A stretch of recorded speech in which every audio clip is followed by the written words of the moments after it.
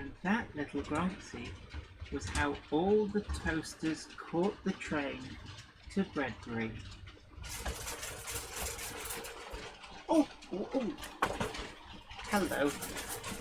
It's great to see you, and I hope I find you well. Welcome back to another Monday Club. Now, we're doing this one as a pre-record, and this is for family reasons. So we're not going to be able to do it now, but hey, here we are. No, we did this yesterday, so big hello to you guys. Don't forget to hit the like button, share the stream to social media, let people know that the Monday Club will always go on.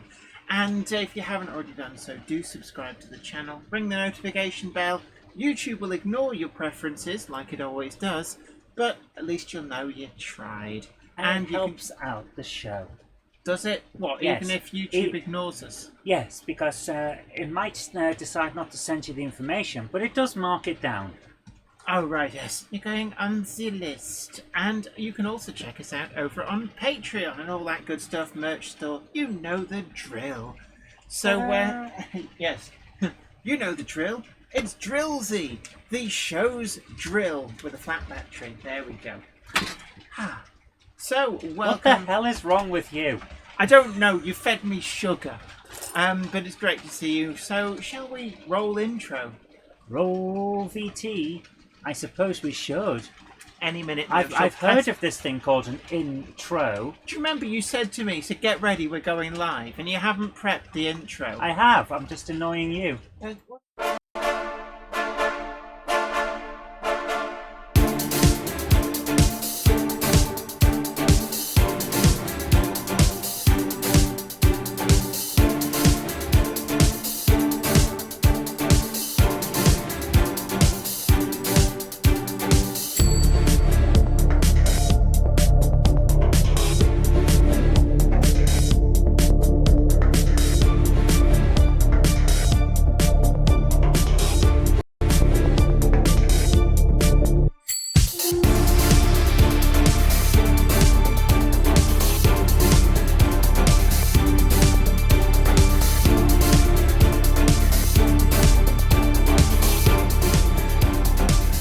Welcome to the Monday Club, your online model rail club for all the news, gossip, layout tours and more with your host, broadcaster and model maker, Jennifer Kirk.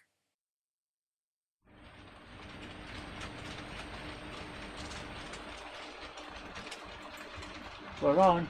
Oh, we're back. Sorry, just catching up on a little bit of bedtime reading. Aren't we, Topsy? But anyway, it's great. He's saying he's Gronksy. What did I call him? Did I call you Topsy? Yeah. Oh, I'm sorry, Gronksy. Topsy's away on holiday at the moment. Gosh, we're getting very confused. Anybody would think that we're recording this fairly early on a Sunday morning. So, anyway, what's in the news? Jen, what's in the news? I just said that. So we've got some announcements, principally from Accurascale. And the first one of these is the HYA hopper. Yeah. The HYA. Yeah. You're going to get cancelled. Yeah, I am. Gronksy, I don't know what's going on, but it must be fumes coming off the burnt toast. Never mind. But HYA hopper is appearing with custom graffiti on. So this is a new version of a priorly announced wagon, and the graffiti actually does look pretty good. So I'm guessing that this has been applied using the equipment in the factory. I don't know whether it's going to be the UV setting ink where it's basically printed on the side of the wagon, or whether they will have tampos which actually print it on in a more conventional manner. I'm not actually sure just how complex an image you can do with the tempo blocks, but this looks to be something really quite interesting. And oh, what's just gone on over there? That is amazing, isn't it? I've just seen things jumping around. We're on a pre-record. How is it jumping around? That's what I will say is that Crapdos has just done a downgrade when we turned on the computer and has managed to trash our Stream Deck again, and it would appear it's going all jittery again as well. Very, very strange. But also coming from a Curascale, we've got an announcement of a new livery pack of the HTV coal hoppers, and this is in the internal user livery of Powell Dufferin, and it's quite an interesting livery actually, something quite colourful. These actually lasted right through to, my recollection is about 2008. Really quite late running for wagons which ostensibly were otherwise removed from the main line in the early 1990s, late 1980s. And they're going to be doing this as a triple pack in the Powell Dufferin green and grey. And I'd say that actually, to be honest with you, these probably need to be fairly heavily weathered. I don't think they ever saw another coat of paint. And the beverage of choice is alcohol-free Copperberg. It's not got any plonk in it there, a YouTube algorithm, don't worry. I think the YouTube algorithm is a bit thicky, so it actually just goes off the shape of the bottle. so you saw nothing, Copper. Berg. Absolutely. So we do have pictures of the HTO HTVs. Do we? Yeah, funnily enough, a Curascale sent us a picture. They know that. They know what you're like. We also have an announcement from Hellion too, with pictures, I think. But we'll come to that in a bit. So, have you pressed anything to Press the button to load up the pictures. Hit the lever! So in about 20 minutes, when Windows decides that it's finished. I think it's doing another downgrade download in the background. Oh, for goodness sake. Like, get this, we're not actually streaming, but it went jerky as anything. So basically, I looked like I was on a 1990s video phone from Kabul. But hey. Microsoft, I've got an idea for you. How about you sort this stuff out before you send it, rather than doing it every single week? Yeah, why don't you actually ask people? It's like, are you busy? If you're not busy, can we do? But if you're busy, we'll come back later. I remember back in the days of Windows XP, where they did a major service pack every 6 months. Yeah. And that's how you actually deal with bugs. You test your updates instead of doing it once a week. Yeah. Anyway, meanwhile, back at the ranch, you've pressed the button. I've pressed the button, so in 6 weeks we'll get the thing. So this is for the HTO HTV coal hoppers. They were announced before. This is something actually, I must admit that I honestly thought that Hornby were going to bring these out over a decade ago, because they did the taupe wagons, which were built on redundant HTV hopper wagons. They basically took the ones that were in the best condition, cut them down, and they became the taupe engineer's wagon. And it was a bit of an odd choice in a way, although it did tie in with the fact that they did the clam and the ruds, some of which used also redundant HTO HTV hopper chassis with a completely new body. But basically the best condition hoppers were just cut down and became the taupes.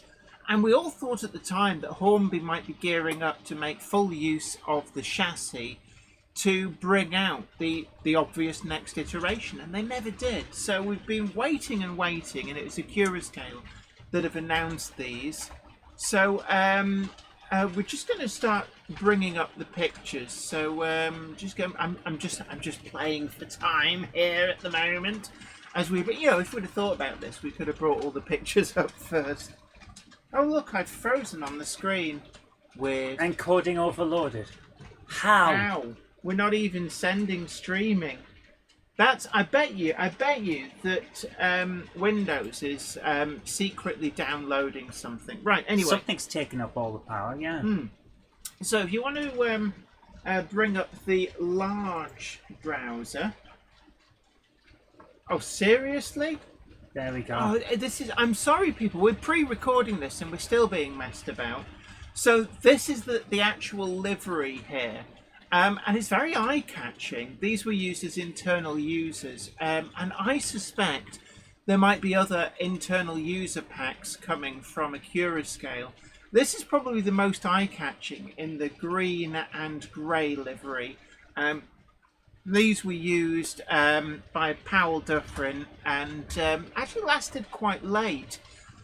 Very surprising in a way for a wagon that was withdrawn as life expired to then go on, presumably pretty much unaltered for a huge length of time. Trying to load up the next one, but it's not bothering. Yeah, and it's made me freeze as well. This is inexcusable. Yeah.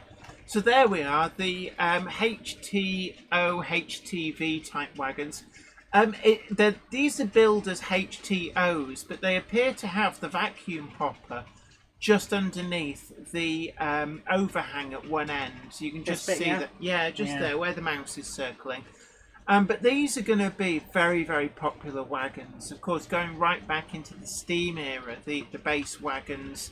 Although the bodies themselves were rebuilt. So what you're seeing here, I think it's the 1970s rebuilt hoppers. Huh. I'm not entirely sure whether these were built on the original LNER based, later BR built HTO hopper chassis or not. But very distinctive shape. Certainly a wagon that's been on wish lists for a very, very long time. So can we bring up the next image? Next slide, please. Let's try our best. You know there's a little arrow at the side. Yeah, but I'm picking the ones I want. Ah, right, okay. Lots and lots of detail on these. And I'm never quite sure. I think they do it because they can. But if you look there, in between the two kind of triangular pyramidal peaks of the underside of the hopper, which will include the unloading mechanism, I guess, you can see that all that brake rigging. There's a lot going on with these. These bits surely are the unloading mechanism. I'm not entirely sure. To pull these sides apart and let the things fall out. Yeah, actually, yeah, because you can see that the actual bar that goes to handles on the side, there's two separate small handles, and that's to control the discharge mechanism, I guess.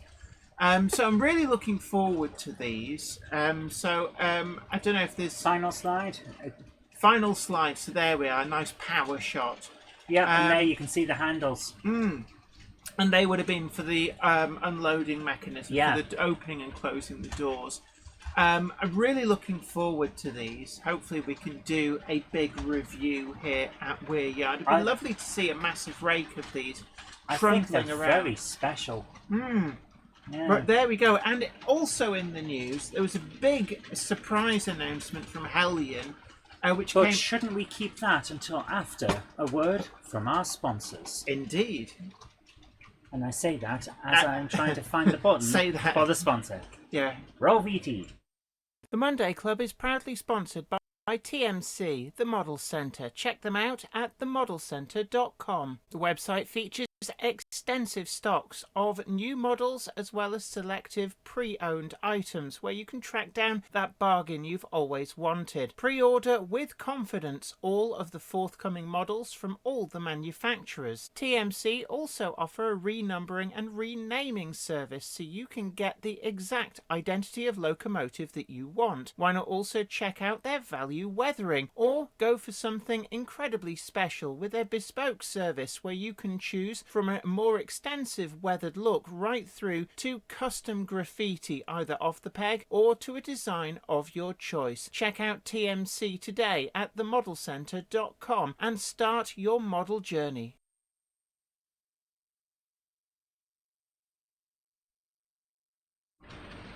And we're back. We are eventually back, and we have just appears to have figured out.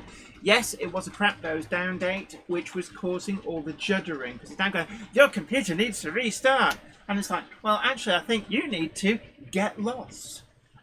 So we were just talking actually during that. This is definitely the last Windows operating system that we ever bother to use. I'm sorry, Windows, but you've proven yourself to be so incompetent that I think we're probably going to go Linux for the next thing, because I don't like Macs. It's too much of a culture shock for somebody who's used PCs all of Then their you'll life. hate Linux. No, I'll use the one that's skinned to look at and feel like Windows XP. Oh, right, okay. Yeah. What is it, Lindows or something? That's not been updated for years. Oh, right, well, okay. Well, whatever. You'll end up with Ubuntu and you'll hate it because it looks and acts like a Mac. I'm sure there's a market out there for a Linux system that looks and feels like Windows XP and just works. I don't know about that. Yeah, like we're not all tech bros and hipsters here, you know. So anyway, I was talking in the news. In fact, you are the opposite of a tech bro. You're neither tech nor a bro. I'm an anti-tech, not bro. I'm not your bro. Oh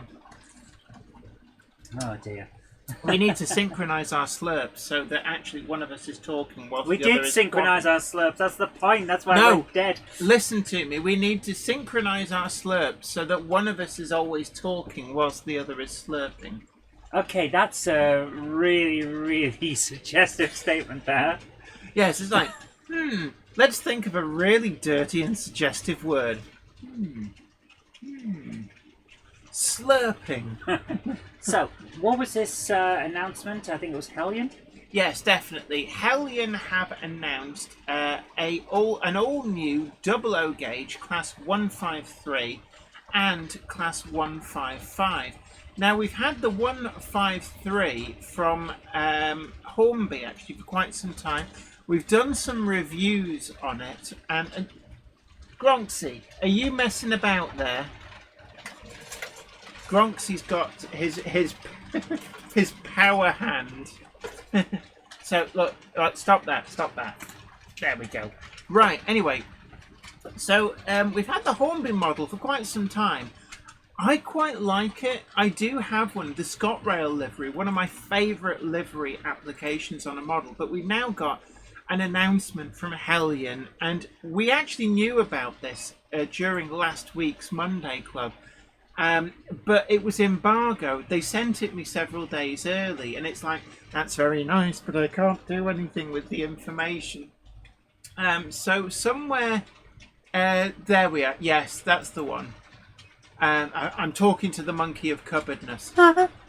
So, Class 153 and 155. This is an all-new tooled model. And certainly, I've seen a lot of people say that they wanted a new tooled Class 153. But it needs to be significantly improved, really, to be able to shoe in and be a must-buy upgrade from the Hornby version. But this does look to be the item that could possibly do that. So we got on screen, everything's working now. It's funny that this livery, the Regional Railways livery, I remember these operating up through Bolton Station. I mean, it always used to be a source of great annoyance in probably about 95, 96. It's like, what are you playing at? And there'd be a station full of people, and then one of these rocks up, standing room only, and it's like, seriously? And it's like, what? I used to go to work on one of these every single day.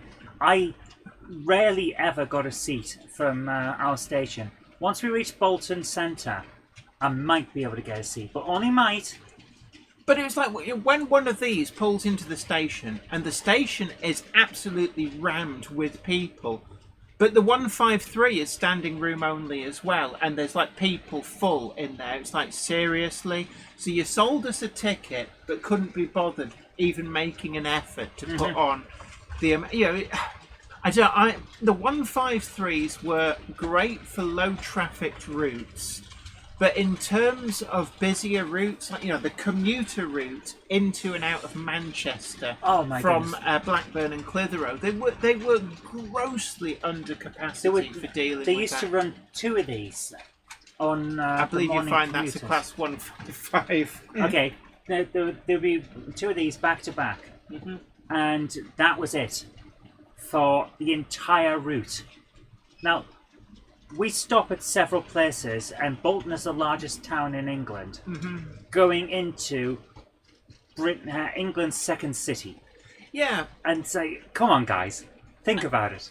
Yeah, when I was very young, on the same route, I can remember occasionally loco-hauled trains with actually quite a lot of rolling stock on. So long, in fact, that I can remember a train pulled by, I don't know, I didn't really pay much attention then, but probably something like a 37, pulled into Bromley Cross Station and was so long that the rear coach of the train actually fouled the walkway across. So people had to walk on the track around the back of the train. Or just wait for the train to go. Yeah, well, they walked around the back of it. Oof, naughty, naughty. But I also remember they used to have like two of the Class 142 nodding donkeys coupled together. I remember them distinctively in the GM orange livery. Coupled together. Wow. So, to go from a 4-coach train to a single coach was a bit of a downgrade. But hey, Just a lot, yeah. but on certain routes, actually, these were a godsend because they reduced operating costs, and where it didn't have that kind of passenger levels, They were perfectly fine. Perfectly fine. So these, in model form, are brilliant because I think a lot of people space-starved. You're going to need, you want to run a modern passenger service, you want something short. And you can't get any shorter than these, basically. You know, apart from a Parry people It's a bus on mover. rails. Yeah, built by the Leyland Bus Company. Essentially, that's what they were. They used the same sorts of engines that were being used in Leyland buses. And actually, you know, in the rundown of Britain's railways in the late 80s, early 90s, where everything was being pared down and rationalised in the run-up to privatisation. Which I still say they shouldn't have. Like, you want to buy the railway, you buy it as is. We're not running it down and making it cost-effective Well, there for was you. a lot of things that they did that actually now are strangling capacity, very short-sighted, you know, singling of routes, removing a lot of siding space.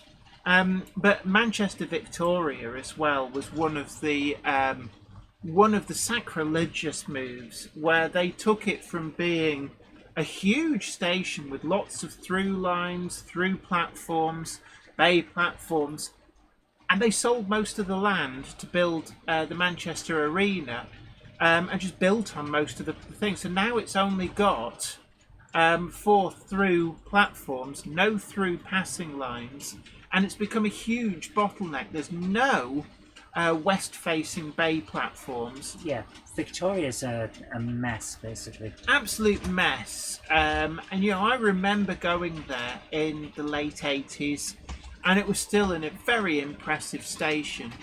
That's an interesting looking. Yeah, there's some amazing livery, liveries isn't on it? these. I like that one. It's, I mean, green is my favourite colour. I was thinking, this looks to me like a circular route or an oval route for the underground. Yeah, like that was it the District line or something. Yeah, it's So got a very London look to it. I like that livery. Is that the last image? Don't know. Don't think so. God, let's go through some of these other liveries. So this is the Class 155, I'm suspecting. This is the kind of train that I took to work when I was going into Manchester. Yeah. So, because the 153 was made by, Splitting. I think it was 155s. Don't jump down my neck because I don't do modern. They basically split them in two and added a driver's cab at the what would have been the corridor end in the middle, so that they could be driven from both ends. So they had a normal cab at one end, the 153, and a tiny little broom cupboard at the other. Standing room only. Yeah, so next slide, please. So these look good. So we've got CAD renders and livery renders at the moment. It looks Yeah. It looks perfect from what I can remember. So these do look really, really good. We've got that characteristic front face with Leyland bus headlights. They always remind me of like the Leyland Atlanteans. It really is a bus on rails. Yeah.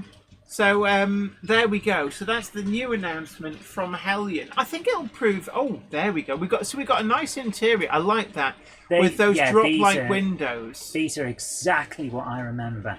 Yeah, with the stuffy drop-like windows that gave you don't bloody do anything. Almost no ventilation, and you'd always get some muppets saying, "No, we don't want the window open." And it's like, sort of, mate. To which I would then reach over and go, "Yes, we do." Yeah. So there we are. That's the. Because that's the kind of person I am. Yes. FYI, if you meet the cupboard monkey at shows, wide berth. Give us space. No, it's just that. That's a hill you don't want to lie down. If I'm overheating, other people are overheating. I don't want to have to do first aid on a crowded train, so we're opening the window. If the cupboard monkey's not enjoying the train journey, then you're not enjoying the train journey. So there we are. If you think you are, you won't be in a minute. I remember a phone call I once got from you. Oh, dear. I don't want you to worry, but... And she'd passed out on the train into Manchester because it was so overcrowded, and ended up at A&E at some hospital in Eccles. Yeah. I thought Eccles was a tiny little...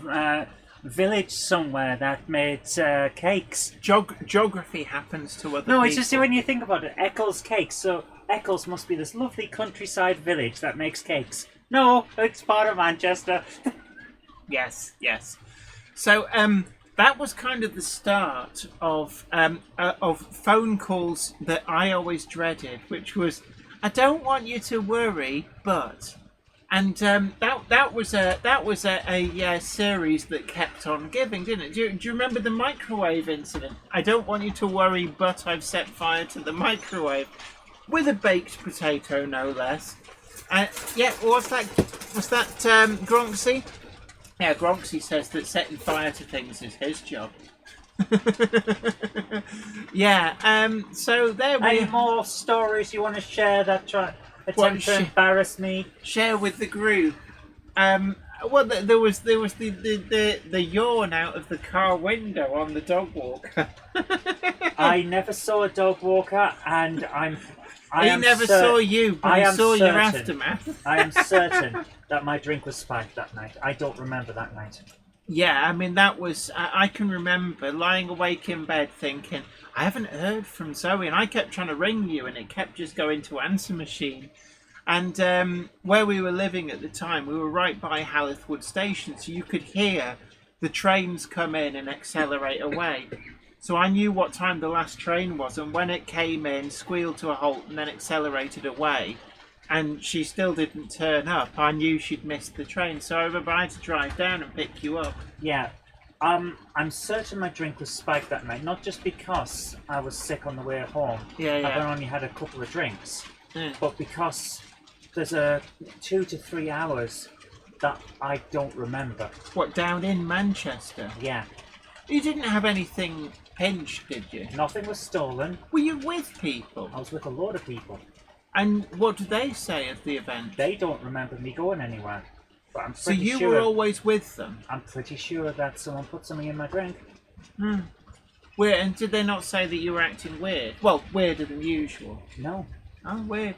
So, I mean, that's why. I mean, I was told that. I always wondered why when you see youth of today, they'll be in a bar and they'll hold their drink like that with their thumb over the top and only take it off to drink. And that is to stop people. Stop people from spiking your drink. So there you are, public service broadcast. If you're out and about and you're worried that somebody might try to slip you a roofie or something, then basically hold your drink like that with your thumb over the top and don't let it out of your grasp. Yeah, there we are, public service. So what have we got running today? There's quite a few different things going round. You're seeing the Class 27. There's always there on the ABC shuttle. It's a super reliable performer, so I like to leave it be. Basically, usual ABC shuttles. The Planet Industrial Victory class is knocking around somewhere. Oh, that's turned off. Did you turn it off? That's screensaver. Ah. So we've actually got a couple of warships. Where? So Class 42 Kelly, and also Class 42 Monarch. Now Monarch is the subject of Friday's video. So actually, yeah, we'll pick these up as they come round past Jablite Mountain with the Bristol Bulldog, isn't it? Yes. So there's Kelly, Beep beep. and on the top there is our V1 or V3 tank. Can never remember which one it is. Beep beep. That's fitted with the Hornby HM7000 decoder. And before anybody asks, there's not another profile in development. I think the Class 800 has been released to general download, so you can now use the Class 800. If it hasn't, then apologies, but that's the one that's in beta testing. If not, then it has been released. There was a lot of talk recently on some of the videos from your channel about people wanting to see the 6-pin HM7000 decoders. I'd like to see it as well. I've seen the prototype. They showed me the prototype when we were down visiting at Hornby. And then eventually they got it back off you.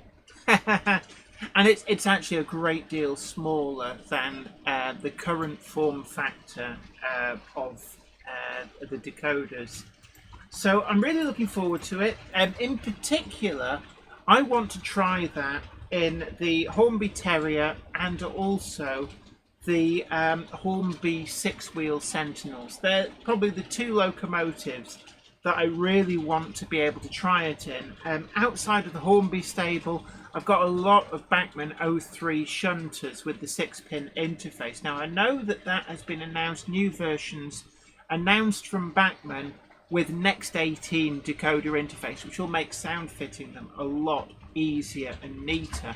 And actually, in many respects, the Next 18 sound decoders are actually a smaller form factor than a lot of the 6-pin decoders. They're just a lot neater because they kind of hug the board. But in the if you've got plenty of the older style ones like I've got, then it stands to reason that it'll be a good retrofit. Same for the Hellion Class 07 diesel shunters. In fact, I think the Hellion 05 shunters as well are a 6-pin decoder socket. So there's a lot of 6-pin decoder fitted locomotives that would go down well with. Now, what else is running around? I think we've got our Super D. There's a G2A trundling around as well. I think it's 49106, which was the factory weathered version. And this is without the tender cab back. Bachmann actually tooled two different versions of these. So essentially the difference is the tender. So you either have with or without what is effectively the back of the cab. The one that's trundling round is my example of the one without. The preserved 495 or 095. The preserved one in the National Railway Museum. The version I've got is with the tender cab back, so it means I've got one of each. You have to love it tender, love it sweet, and never let it go. But I'm actually quite pleased with D831, I think it is, Class 42 Monarch, that you're seeing trundling around on the very long parcels train. I picked this up from Clark Railworks. There's some great deals on at the moment. And this is something that I keep banging on about, that there is still plenty of good deals to be had second hand out there. And I hoovered up Monarch in, best I can call it is chromatic blue. I know some people hate that term and say, oh, it's not officially called chromatic blue. But it's a different shade of blue. It's not rail blue, it's a kind of darker blue. And it's got small yellow panels. And kind of like a grey skinhead, not skinhead, a Mohican down the middle of the roof panels. So it's Mohawk. Mohawk, there we go. Mohican is a tribe. Oh right. Yeah. But when I was young, people used to call them like having a Mohican. Yeah. But the haircut is a Mohawk. the tribe is Mohican. Okay. Hence the film Last of the Mohicans. And there's me thinking that And it wasn't one guy with that haircut. Yeah, saying, I'll keep this until the day I die. So, yeah. But no, I was quite pleased with that. DCC fitted, and the earlier Class 42s, we've talked about this with the N class from Bachmann. There's a lot of misinformation out there, and the N class is often billed as being split chassis, DCC incompatible, and that is total BS. And I've shown this time and time again on the channel where we've bought cheap N classes and DCC fitted them. They're not a split chassis. And likewise, I'd seen the Class 42 from Bachmann as being a split chassis model, and not having one to take a look at, I was none the wiser. So I had my eyes out for the 21 pin versions when Bachmann updated the model, a bit like the other Rail Blue version that is trundling around, which is called Kelly. And then I saw this listed at Clark Railworks, and it said it was DCC fitted, but I knew it was an older version. I thought, I wonder how they've done that. Although I'm going to take a punt. For 65 notes, I thought, you know what, I can't be robbed at that. So I bought it, and yes, it did come. It was DCC fitted, and it's not split chassis. So what that means is now this opens the floodgates to me hoovering up lots of Class 42s relatively cheaply and DCC fitting them myself. Now, a DCC fitting a non-DCC ready locomotive is super easy. I've done it so many times. I've shown it in so many videos. But, you know, I think a lot of people get maybe a little bit scared about, oh, I don't know what I'm doing. And actually, you shouldn't be scared at all. There's only 4 wires that you need. The red and black go to the track. The orange and grey power the way with the connection to the motor. That's all you need. You can cut out the circuit board in its entirety. If there are any lights, you've got to be a little bit careful. If they're grain of wheat bulbs, then they can draw a bit too much for the auxiliary outputs on a DCC decoder. But an LED upgrade is quite easy. DCC Concepts sell the small nano LEDs, which make the job really, really easy. Or if the model has LED lights to start with, you can just wire them in to the yellow and the white, using the blue as the common return. And you've also, on an 8-pin decoder, you've got a green wire as well for a third function. Excuse me. You're all right over there, cupboard monkey. Now, if you want to cough to the nice people, I'm going to take a swig of today's beverage of choice, which is Copperberg. So, while Jen's doing that, I'd just like to thank TMC, our sponsors, for sponsoring the Monday Club. Check them out for all of their new pre-owned stock as well, and also, of course, for their bespoke weathering service, which looks damn good. Absolutely, and we've got an example somewhere of that. The Monday Club wagon, they very, very. I don't know where it is. You put it in a siding, and now I can't find it. I put it in a safe place, and it's so safe. I don't know where that is. Speaking of putting things in safe places, pass me that the Spitfire, the aquatic one. All right. Yeah, the aeroplane's coming into land. Open wide. Thank you. I'm going to paint this today. Are you? Oh, yeah. Well, I'm going to paint it orange with pink stripes. And it's going to be the amazing orange aquatic Spitfire. No, it isn't. Beep, beep. So you're going to give it what livery are you going to put on that? Livery? Yeah, as in like colour scheme. Okay. I was going to paint it the silver that it's supposed to be. What, silver all over? Okay. Somewhere behind you is the box. Oh yeah, you'll be wanting that. Yeah, the float plane. Now have a look at that. It's silver with green on it. Are you sure that's not just grey? So oh, it's the same picture both sides. It's freaking silver. Look at it. Yeah. Somewhere it'll tell you. But there you go. Look, there's the box. You can take that away. I will. Yeah, you do that. I will. Okay then. All right then. Yeah, you do that. I will. Yeah. So go on then. All right then. I'm not seeing you doing anything. All right then. Yeah, go on, you do it. I will. Okay then. All right then. Yeah, you do that. Right, should we change the angle of the dangle? No.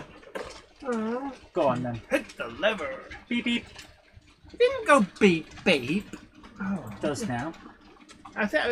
Is it not an angle that we haven't had so far? No, we've got like 5 of them. Well, there's a special one here.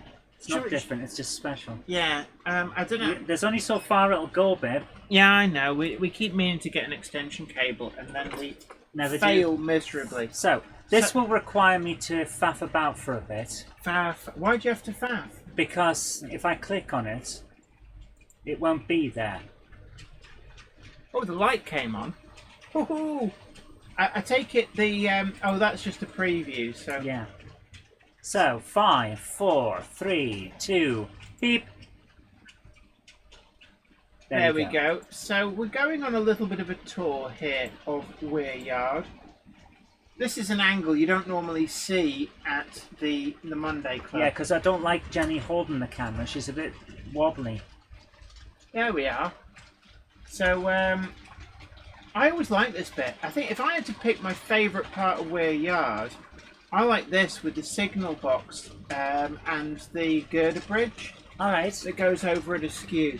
That's probably what I don't know. It's hard to tell because there's also a signal box over by the military establishment There is? as well. But there we go. I don't think we normally get an angle looking this way. So we've got doesn't really have a name over there in the corner. Windmill Hill. Windmill Hill. I do like the Mill false Hill. perspective that we've got going on though. Looks Yeah, really yeah. far away, doesn't it? So there you are. There's a rare shot. Yeah, so Jenny, do you want to explain to them how we got the forced perspective on that windmill? Yeah, it's N-gauge. Yeah. Engage. Isn't it my N-gauge that I bought? Your I'm not happy N-gauge. about this. I wanted that windmill on my N-gauge layout, and now I have to find another one. But it's all right. I mean, you still haven't built that N-gauge layout. So... No, because I don't have the windmill as the focal point. Oh, so your entire life's work has been messed up. Yes, it has, and I'm very Is sad. that true there, Gronksy? So there, you've got his toast stuck. And the side of Gronksy that you don't normally see his bottom, but there we are, we've got the toast thing. That's his back, not his bottom. Alright, so let's just have a little bit of a look around. It's very difficult when you do a pre-record on the Monday Club because you run out of things to say. Yeah. So some really nice angles. Let's see if we can place this somewhere. Here you are, Gronksy. You can just keep hold of that. Okay. Gronksy cam is go. There we are. That's not a bad angle. Well Yeah. done, Gronksy. Yeah, just be careful. When you tap him, the entire world goes. So there we are. We've He's got a load-bearing boss. load-bearing toast. So there we are. New angle. I like that. We should. Gronksy, you should sit there all the time now. Okay.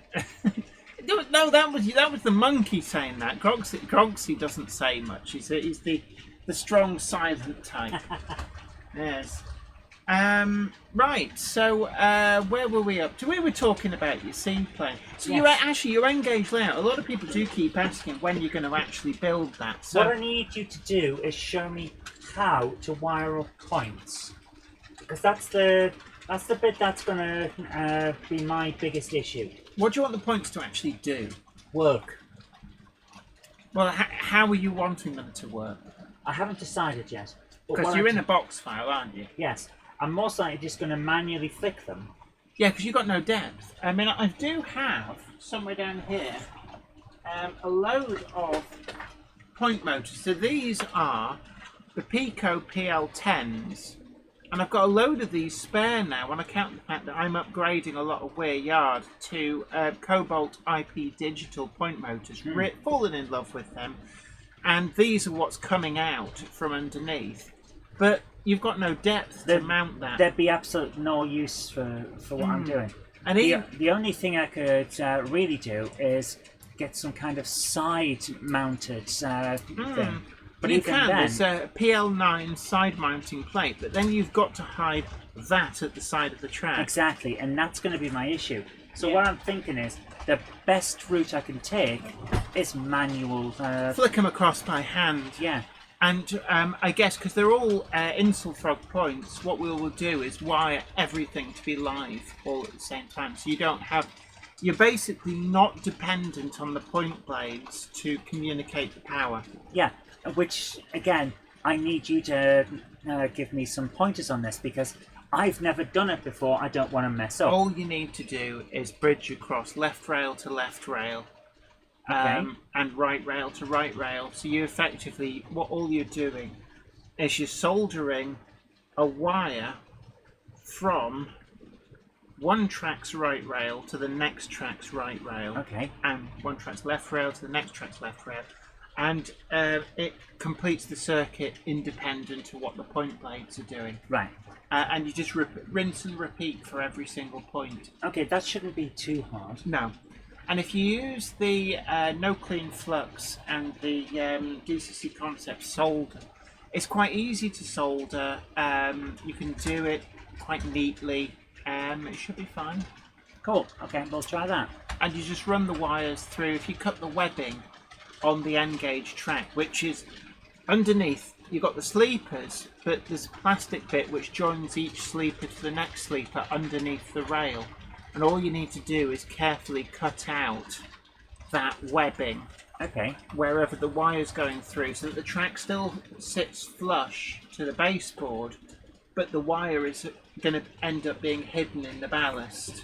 That's a good idea because I don't Yeah. want large overscale wiring just Yeah. sitting around. Absolutely. And of course, if you're in a box file, you don't have the luxury of being able to run it underneath because there is no underneath. It's a box file, so Yeah. there is no bottom.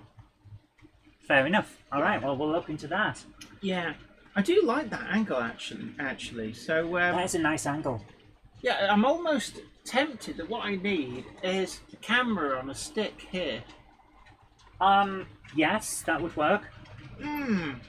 Lots and lots of those, because after a while you get bored of the regular angles. So I might try moving cameras around. Okay. But we will need to get some USB extension cables. Well, we can do that. Yeah, we can.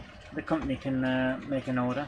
Absolutely. And also, people are raring to know how is the new Daypole wagon coming along in terms of the design. It's getting there. We should have a design done by the middle of this week. Excellent. And then once we've got that signed off with Daypole, and they go, yes, that is possible to recreate on a wagon. Yeah, you haven't drawn any intricate pictures, thank you. Then once that is approved and signed off, then our plan is that we will share the design with you. So do watch this space.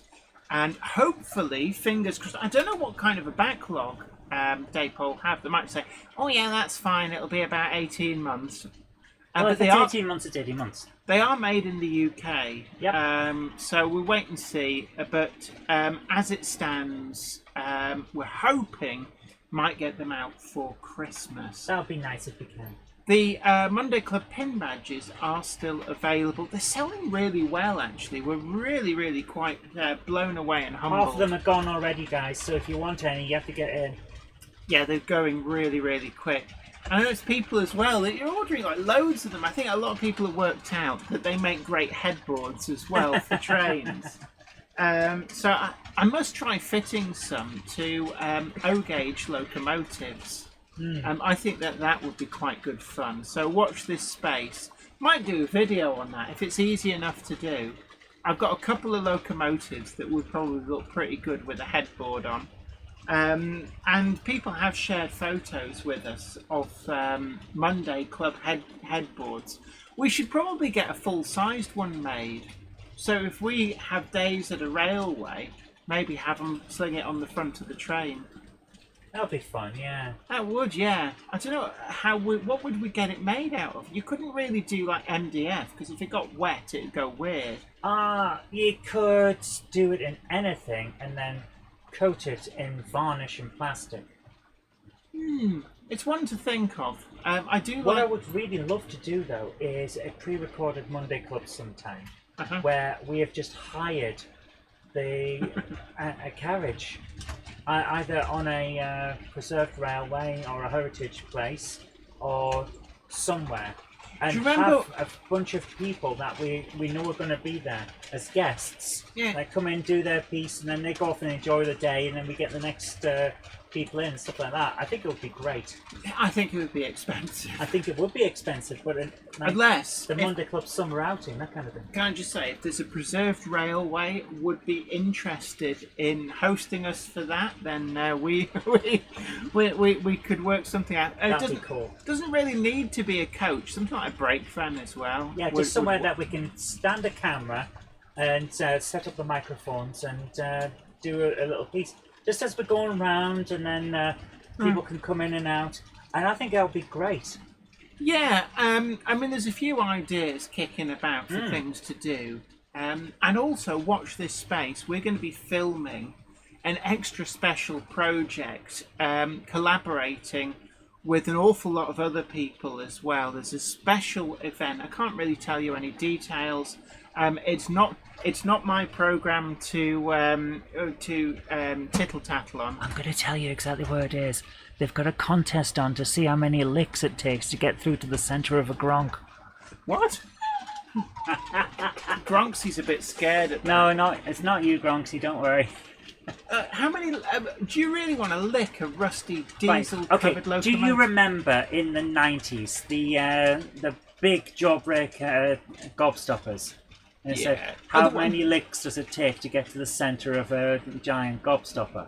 And how many did it take? I don't know, but that's the joke. And I'm annoyed that I have to explain this to you because now it's not funny. It wasn't funny. It was. No, it wasn't. It was about as funny as being slapped in the face with a wet fish. You thought that was funny. Only when it happened to you. But anyway, how long have we actually been going? 50 minutes, babe. Wow, that went quick. Gosh. So, we've been through the news, the major news. We've got the Hellion Class 153 and 155s in 00 gauge. And the new liveries announced by Accurascale for the HYA hopper. We don't actually have any pictures to hand for that. But the graffiti does look pretty good.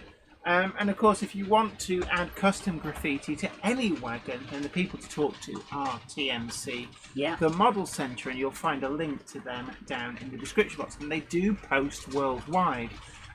So if there's something that you want doing, it doesn't even have to be on UK outline items. You can get, say, US outline stuff sprayed up with custom weathering and graffiti. So there you are, one to think about. That brilliant Homer Simpson one we saw from Roca. Yes, cool. Apparently that's in the post to us at some point. We've got some examples coming for us to be able to take a good close look at, and I'm really, really looking forward to those. So a huge thank you to Roca Prototype Models. Now, we did share the other week some of the new designs, livery designs for forthcoming models. So ones to look out for, and I believe Rails of Sheffield do stock the Roca Prototype Models range. So if you want to get them in the UK, that's also a way you can do it. Why is... It's a toast buster. Toastbusters! When there's something burning in your grill tray, who are you going to call? Toastbusters! There's something burned and it don't taste good. Who are you going to call? Toastbusters! Gronk, gronk, gronk, gronk, gronk, Gronk. I would love to see a Gronk with the Ghostbusters logo on. That would be cool. I hope you're not fishing, because you know what happened last time. No. That's not what I'm doing. I'm not doing that. I'm just thinking, if I could get a decal, I could put it on the side of the Gronk. On the side of a gong, a Ghostbusters. Actually, if I could get a... I have an idea. Custom graffiti. What about a Gronk that's been graffiti tagged with the Ghostbusters logo? What I was actually thinking is there a kit, a plastic kit of a Gronk that I could paint up. Not that I know of. Oh, that's a shame. Because I was thinking I could paint it up in the Ecto 1 colours. You know, the white with red highlights and all that, and then get the Ghostbusters logo on the side. In the same way we saw that Dino Safari one down in town at And if you Nuffy's. fitted it with a sound decoder, you could even have the Ecto 1 siren. Yeah, as the horn. Yeah. Many ideas coming to mind. It's a nice long-term project, that. Yeah. Okay. Anyway, meanwhile, back at the ranch. So, what other news do we have? I genuinely don't know. You don't know? Yeah. Oh, I'm sure that. I tell you what, you talk to the nice people. I'll double check that we haven't missed anything. Fair enough. So, the biggest updates that we've got coming for the channel, of course, guys, is the N-Gage box file, which now that Jen's basically explained how I need to do it, I should be able to get put together. That'll be a couple of weeks of episodes. There is other news. Hornby have recently announced that they're going to be putting up their prices from, I think it's the 1st of September. So, where Bachman leads, others follow. Yeah, unfortunately, this is a fact of life. Death, taxes, and prices going up for everything. Yeah. So they say they've held the prices down as long as they can, but there's been huge inflation in terms of what it costs to manufacture out in China. To be fair, we've seen a huge inflation on everything. Absolutely, but in terms of not just materials costs, but the cost of labour, cost of shipping has gone up enormously, and unfortunately, it's reached a point where they need to raise their prices. There was some scaremongering a while ago, people saying they were going to be doubling their prices, and it was utter nonsense. You do wonder where people just make stuff up from and then punt it around, but the honest truth is we're looking at, I think it's at most, I think 12% on a couple of items, but most are only going up by single digit inflation, but it's going up nonetheless. And a lot of places are offering to fix the pre-order price as long as you order before the price rise come in. I know Hornby will honour the current price. TMC, I think, also sent out a thing saying that they would as well, on the same basis as long as it's ordered before the end of August. So if there's must-have items, then that is one way you can secure these. I'm thinking locomotion number 1 is going to be one of the big must-have items. Oh, absolutely. Even I want one. Yeah, so do I. Actually, I really want one. So if you want to secure that before the price rise, that's something to do. Be advised that they're only guaranteeing, as far as I'm aware, to secure the pre-order price through to, I think it's Q1 or Q2 of next year. But some of the forthcoming models aren't due to arrive until after that. And there's a little bit of a question mark over whether if you pre-order those models now, will they guarantee that pre-order price? So you might if want they're to saying it's query. only until Q1, Q2, then Q3, it sounds like they're not. Yeah, but it's not explicitly It's saying. not explicitly saying So it's not, but it that's does sound something it. that hopefully we might get some clarification. Yeah. Because I think what people want is definitive. That's Deltic looked good. Yeah, oh yeah, so we've got the Hornby 00 DP1. So just here we are. I mean, I'm looking actually at it just happens to be TMC's email that reminded me. So from the September the 1st, the RRP of the Hornby 00 Deltic with the HM7000 sound decoder in is going up to $394.99. But TMC's pre-order guarantee, and I think this is similar to anybody else that's doing the same. They're saying $315.89. Oh, that's a big jump in price. Also, this is going to apply to Humbrol, Scale Electrics, Airfix, and Corgi ranges. So just be aware of that. Other news that I probably forgot as well is that Oxford Rail, we finally had some more information from Oxford Rail. Okay. And this concerns the J26 model that was actually announced shortly after the J27. Now, the J27, those have been and gone, very, very competitively priced locomotives. Love that model. I've actually got two of them. So I've got BR Early and BR Late Crest Oxford Rail J27s, and at the same time they said that the tooling suite had been designed to be able to produce the similar J26, which I thought, I've always been a big advocate of this. I really like the way that Acura Scale are doing the J67, 68 and 69, and by the same respect, Oxford Rail said they were doing the J27 but also the J26. Now, we've seen livery samples on these and they look amazing. And for me, the hot pick is going to be that Northeastern Railway lined livery. They're actually doing it as the original, I think it's the P2 Northeastern Railway in that goods loco black livery. And I think that's going to prove very, very popular as well. We didn't see a Northeastern Railway liveried version of the J27. But I do wonder whether we might see another batch of the J27s. They have all pretty much sold through. The LNER ones were probably the last man standing in the shops. Sorry, I keep knocking the table. It's my fault. Bronxy's not happy. Yeah, maybe we should change the angle of the dangle before you mess about. I'm trying my best. So, if anybody wants to get a travel calm about now, might be a good idea.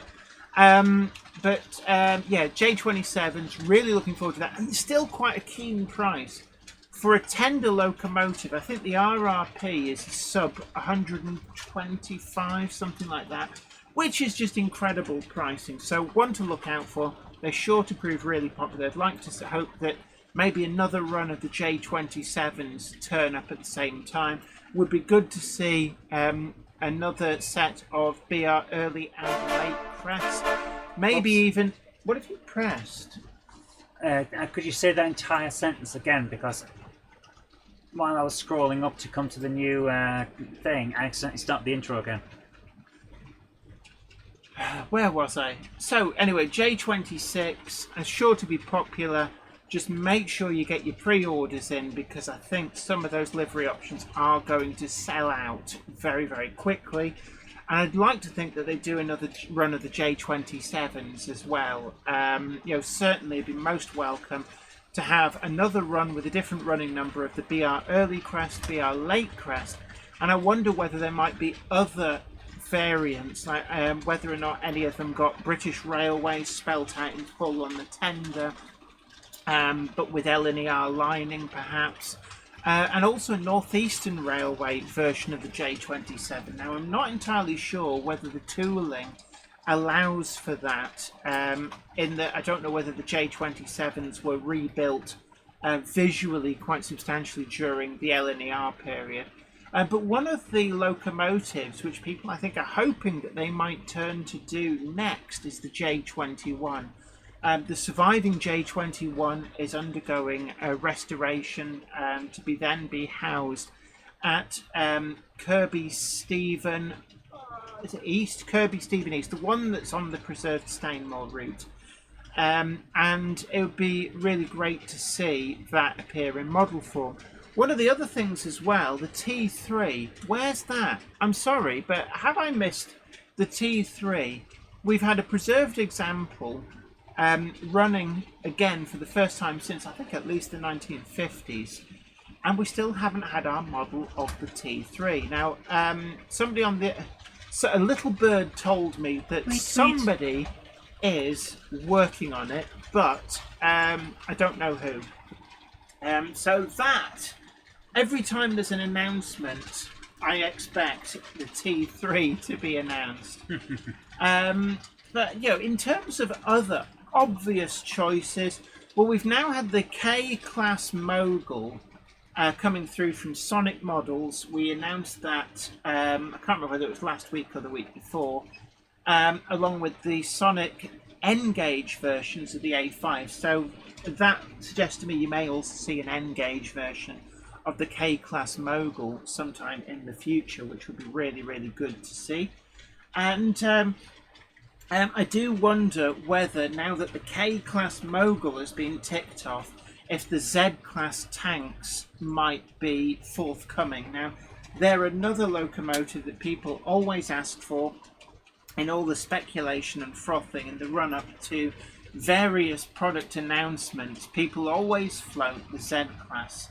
And it seems to be a very, very popular notion. It's an 080 tank locomotive built on the Southern Railway, principally for doing heavy marshalling yard shunting. But that seems to be bubbling ever closer to the top of the tree of obvious models to do. So, within the next year, I think we're going to see somebody announce definitely the T3. That's got to be there. But the Z-Class, I think that now its time is coming. I think we're heading into interesting times. We're starting to get some of the more, I wouldn't say obscure, but the more unusual prototypes being made. And I'd love to see Columbine, which is the ex-Grand Junction Railway, was retired by London and North Western Railway and is preserved at the National Railway Museum. We've had Hardwick, so why not Columbine? And I think that is a highly likely model to be released. But they're my top picks: Columbine, Z-Class, and what was the other one I said? I've forgotten already. J21 and the T3. Those have all got to be up there as being not long now before we get them announced. I'd love to also see a J92 announced, but that's just my personal preference. I've got a thing for crane tanks. I still say, after Locomotion number 1, which is a fantastic thing and I really want to see it, I really want to see Planet. Oh, was Planet a 220 or an 022? I can't remember. Well, let's find out. Planet Patentee. There's some of these early locomotives are definitely. I think Hornby are going to be working through some of these. We've had Lion, although that looks to be. I just caught a glimpse there. That's a 220. Yeah, so it's a 220. I think that also Northumbria, which I think was a 222. There's some really interesting early locomotives. Yeah. So you're bringing up a picture of one here. I'm bringing up the Wikipedia. So this is Planet. If we go to the browser here. So this was basically, it was the 9th locomotive built for the Liverpool and Manchester Railway, but it was the first of the new improved design. Yeah. After the Rocket. Everybody thinks of the Rocket as being like this one-off, but actually the Rocket design. Rocket. Yeah, the Rocket. Had sister locomotives. There were others built to that design. I think, look at this. It's got the more recognisable. It's starting to look more like what people like a locomotive that we recognise. Yeah.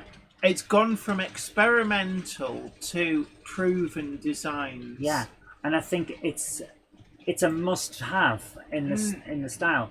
There we are. We have a better look of it from the side with the original I think advert. I think it is. Wasn't the Northumbria 222 version of this? So basically, a longer boiler barrel and bigger firebox. So basically, welcome to Wikipedia After Hours. So whilst you're looking, maybe we should put a picture of Weir Yard up. Northumbria. Huh. Yeah, please. Okay, I am. Then you can browse Wikipedia at your leisure. Yeah, I was trying to do something, Jen. Okay. Northumbria locomotive there, other uses. So, oh no, it's still, and this time it's an 022 rather than a 220. Early steam locomotive built by Robert Stephenson in 1830. So the Planet was after this one. Yeah, and it's perhaps this would be the next one because it is the next inevitable phase. Built in 1830. some of the interesting mechanics, but it's got This appears to got the actually gears. be a development And the of next bit. Rocket. Yeah. This is effectively what when Rocket was preserved.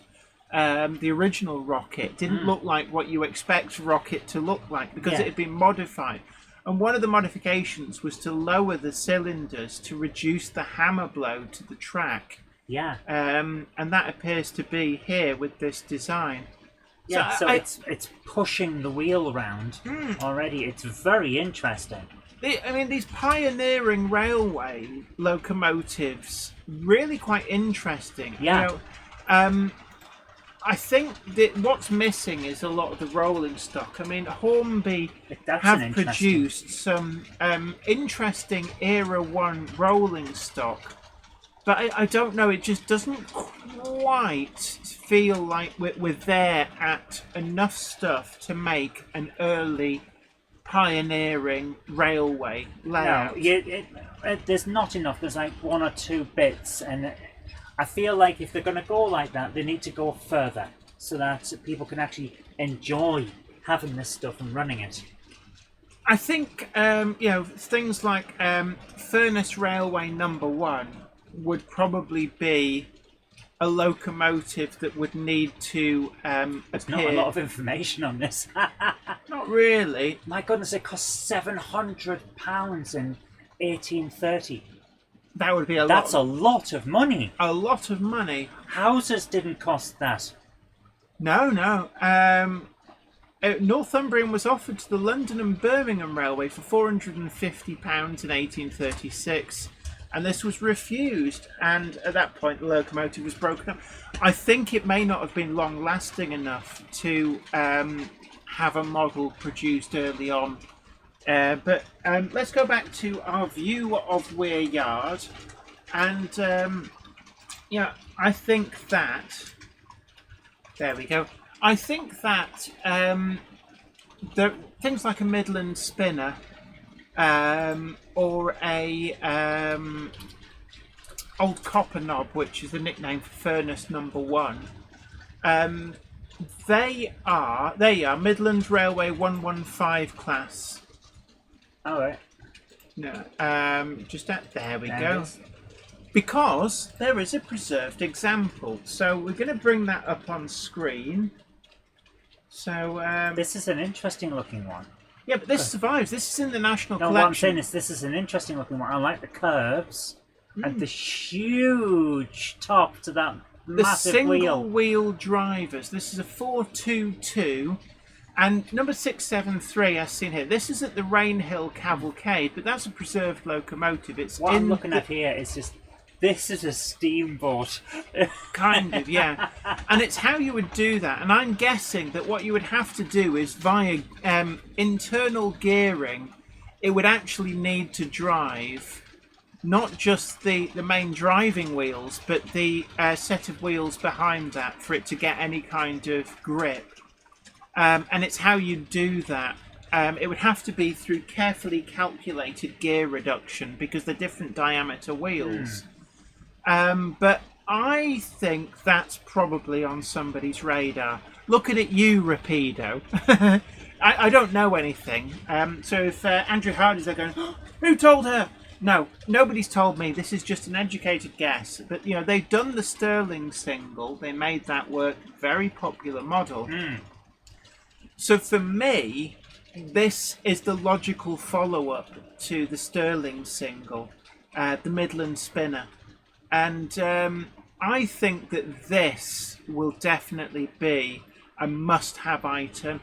It would probably be done in conjunction with Locomotion Models, who would have this model available for sale through Locomotion Models, and then have run-of-the-mill stuff available through looking at Rapido, but not necessarily Rapido. But I think this is more in Rapido's wheelhouse, is my guessing. What I'm wondering from this is I can't see where the thing to push that is.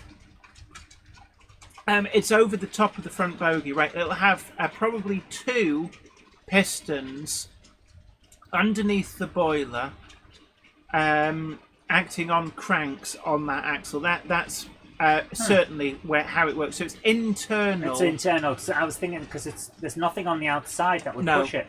They'd never have anything on the outside. But yeah, the Midland spinner, which is the I think it's was it the 115 class. I think that is definitely something that we're going to see announced sooner rather than later. Here's a side view. Yeah, that's a better side view. Doesn't that look amazing? It's a very, very interesting looking locomotive.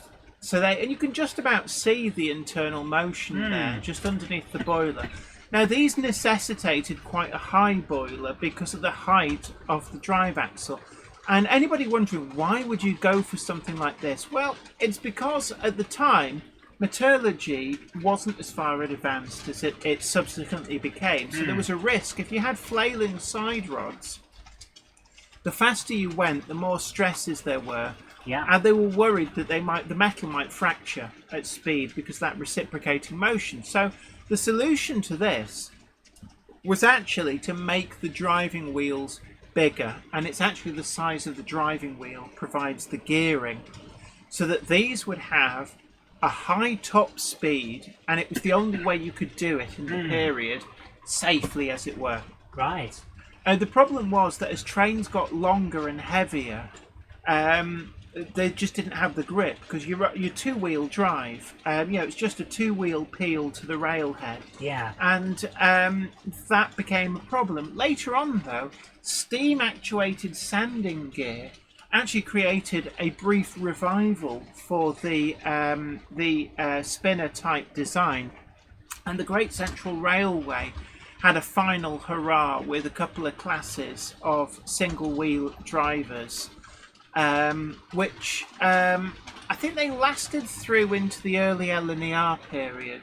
You're chuckling away there. So. Yeah, it's just a joke that I heard the other day.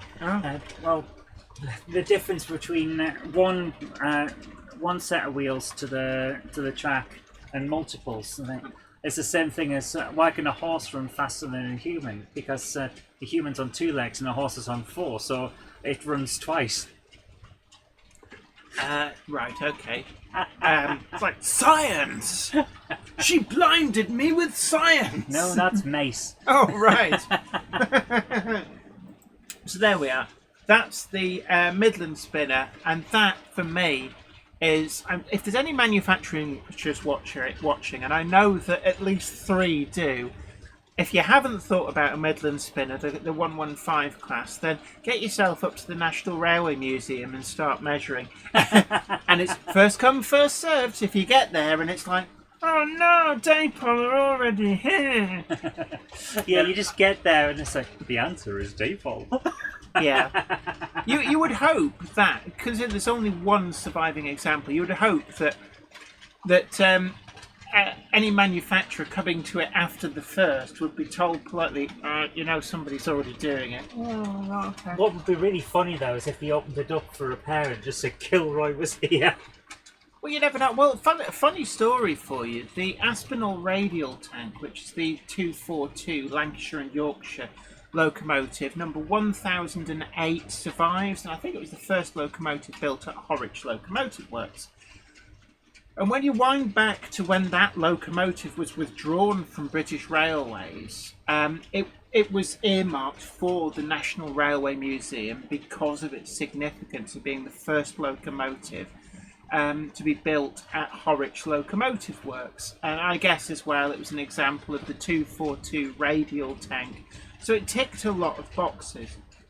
So it was sent back to Horwich to be tarted up, smartened up to go into the Railway Museum. And at the time, there was no illusions. They pretty much thought it's never going to steam again. We're just going to make it look pretty. It was a withdrawn locomotive, wasn't in greatest of shape, and they tasked the apprentices at Horwich Locomotive Works to do the job. So it became like an apprentice pet locomotive whilst they did it up. So it basically cleaned up, repainted, anything that was obviously broken got fixed, but not to a point where it could run again. And one of the things that they did was its cast iron chimney was completely wasted away, and these are consumable items. So it needed a new funnel, but that costs money to make the mould for it. They had wooden patterns, and one of the apprentices went, well, if it's never going to steam again, and they've withdrawn all the others, why don't we just paint the wooden pattern and put that up there? Because nobody will notice the difference. And it saves money, and it gets rid of something that you're only going to throw away as well. Oh, that's a good idea. So they painted the wooden pattern, put it up there, and it went off to the Railway Museum. But the Railway Museum weren't aware of this. Oh no, did they? No. They didn't try and steam it.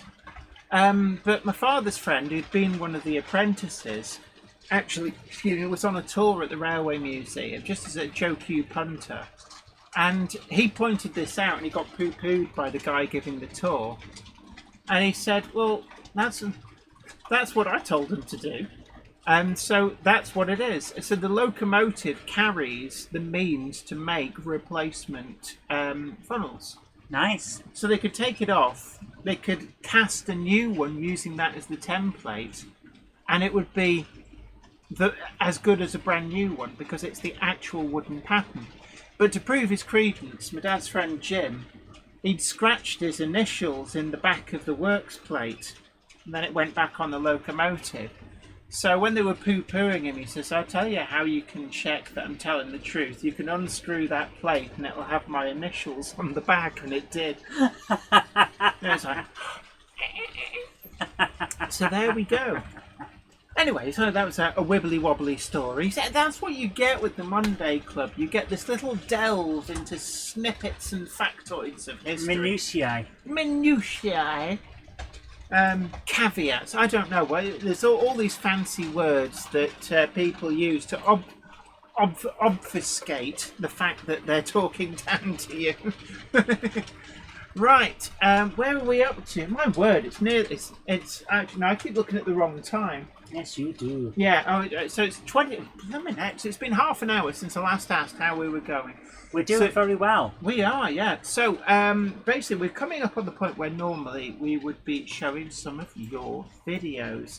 So, whilst the Monkey of Madness starts prepping that, yeah, put up the new angle of the dangle, actually, because I quite like that angle.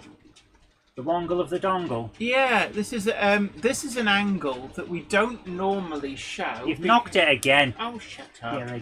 You're a menace to society, you are. There we go. So it's an angle that people don't normally see because it's balanced on Gronksy there. So let's enjoy that, shall we? Oh, you can see the little junkyard down. It's sort of just down here. Yeah, the jongle. Yeah, we don't show that nearly often enough, with a load of products from Enwin's 3D down there as well.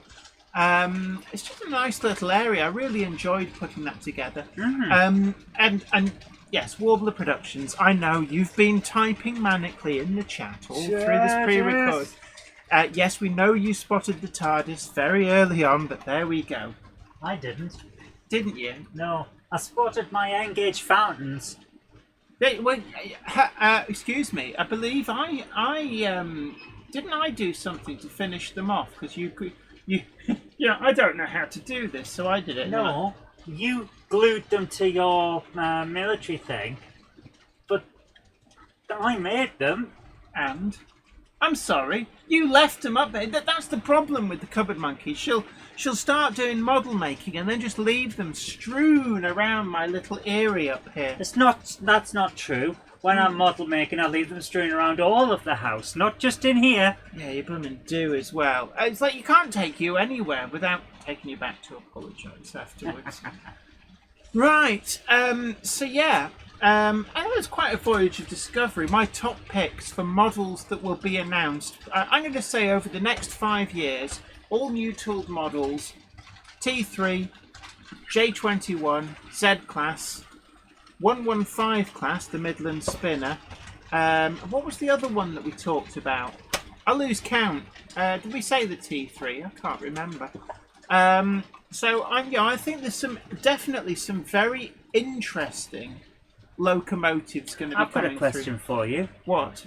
Where did the plastic cab go? Is it not in the box? Nope.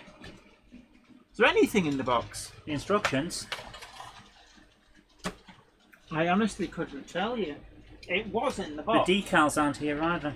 Oh, no, now I do know where they are. So, there's the... Yes, here we are. They're all here. Oh, good. Thank you. Right, that's that little emergency solved. Yeah, because I'm going to paint this today and finish it Yeah, off. she's going to slap paint all over it and then go, Jenny, it's gone wrong. No, it's just annoying that it hasn't rendered in properly yet. It's just great. So I like that other one, the weird German flying Delta. Oh, one. I fell in love with that the moment I saw it down in Nuffy's models. I want to stick it on a string. I'm going to work on doing that thing. Actually, I think both Spitfires should be chasing it. Well, no, you'd have Spitfire being chased by the Delta Wing being chased by another Spitfire. So, yeah. That Delta Wing could go fast, mind.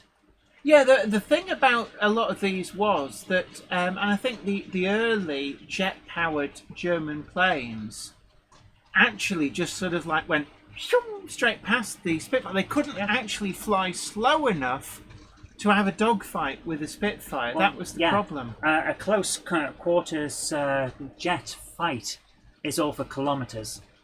Yeah, and a lot of it was experimental. I don't think they quite knew what they were going to do with it. They just knew that it was a quantum leap in technology. Yeah. And, in many respects, it took the Second World War to advance aeroplane technology in this way. Where would we have been without the Second World War in terms of aeroplane technology? Well, probably would have got jets, because the guy who was working on the jet in the Frank UK... Whipple. Yeah, was doing it in his own time after the RAF had told him it wouldn't work. And then when he showed that it would, they immediately classified the project. Yeah, I mean, that's the problem, is that there's such short-sightedness within officialdom in the UK. And we see it time and time again. Oh, we're seeing it right now. I mean, it's like the Parsons geared steam turbine. He offered the technology to the Royal Navy and they just poo-pooed it. Oh, we're not interested in that. And it took him building the yacht Turbinia and actually running rings around them at the Spithead Review, and no Royal Navy warship could catch up with him. And that's what it took to prove, like, these engines are far better than anything you've got. So do you want them or not? Sometimes that's what you need, the more American attitude. Yeah, and it's I do despair at times of this British attitude of like, but we've always done it this way. Yeah, and that's our big problem. The country's over 1,000 years old, and it also feels like we're tired. There's like a lot of people float to the top and go, well, we've always done it this way. It's like this status quo, and actually sometimes you need to go, maybe we should try doing it differently and see if that works. Yeah. And I think it's been the bane of British industry since probably since the Edwardian period. It seems to have been this stagnation. It's one of the reasons why, if you read the lore for Warhammer 40,000, it's taken the piss out of that. The Empire of Man was this progressive thing that brought in new technology, new ideas, and then the moment the Emperor is on the Golden Throne and he's essentially in life support and can't run anything, nothing has changed for 10,000 years, because the driving force guy's not there, and everyone else is like, well, we're doing it like this because we've always done it like this for 10,000 years. Incidentally, I've forgotten to mention it before. Do hit that like button and also share the stream and subscribe to the channel to be the first to know about new things as and when they go up. And for anybody wondering, we've also not mentioned this apart from at the beginning. This is a pre-record, so if you've been manically typing, there's no chat on the screen. That is why. And it's like, she's not acknowledging me in the chat. That is also why. It's one of those things. We've got a family issue, family event going on, so we have to go and deal with that. Unfortunately, we've got to go to a funeral, so That's the reason why. Yeah. But there we go. So if you're wondering why it's a pre-record, that is why. Is this where at the end of this we do 2 hours and you suddenly go, Jen, it wasn't recording? Oh, don't worry. You're like, what? I'm looking at the red dot that says it's recording. Don't worry. There'll be a little prompt come up by Windows, drive error, file not saved. No! Windows has trashed your file. Well, here, I see you've been trying to record a Monday Club. Would you like some help? Go away, Cliffy. So next up, we have the first of our videos. Yes, we do. Because it's actually come to that point in the chat, in the show already. It really does. Once we start going, it's like it's one of those things. There's a bit of slowness at the start as we start pushing, and then you get inertia gets over and the momentum starts, and we just go. Yeah. Once we build up momentum, it's really hard to shut down. It's definitely hard to shut Jenny up. Hey, cheeky. So we got a message from Mark Wilkes who says, the Class 86 has been a reliable stalwart of UK electrics since the 1960s, though many have been exported to Bulgaria and Poland. Several still remain on UK rails, and occasionally they break down. One such loco suffered a breakdown, so had to be brought into the nearest depot for repairs. A Class 210 electric brings it into the reception siding before RSS 08 puts it into the workshop. Ooh. So we get some gronky action. Gronk it up. Gronk it up. Gronk it up. Hashtag not a cult. So, yes, for legal and tax purposes. Here we go. So there we are. Oh, chat disabled. Oh, because, live chat. So what we got here? I see a little gronk in the shed. Gronky gronk, gronky gronk, gronky gronky gronk, gronk gronk. So this is Engage. Engage! I always like to see Engage. Yeah. Engage is the best gauge. No, it isn't. Jen took a second there to realise what it said. No, double O gauge. So, I like stuff that's really small. You might need to move it forward just a little tiny bit. Let me see. No. Oh, no, there we go. You're too impatient, Jenny. Too impatient. So that's an 86 being moved by, I think that looks like a 92, I'm not sure. You said a 210. A 210. Oh, well, there you go. Yes. So there we go. Coming in there, pulling it back. Beep, beep. There we are. Beep, beep, beep, beep. Beep, beep. So, hold on a moment. And then it's going to be pushed into the side by Gronkus Maximus. Tumble of Clowns. Oh wow, that's a different sound. That is a different sound. Where's that been hiding all this time? Here comes the Gronkymon. Gronkymon, gotta shunt them all. Gotta catch them. No, gotta shunt them all. I was gonna catch all those naughty wagons. And shunt them. I might make that as a t-shirt actually. Gronkymon, gotta shunt them all. What, and have a Gronk with some kind of weird spiky Japanese haircut? Yeah, and anime eyes. Yeah. So there we are. Bit of quality Gronking action. Yeah. Gonna shunt it like you wouldn't believe. Beep, beep. Beep, beep. Oh, hold on.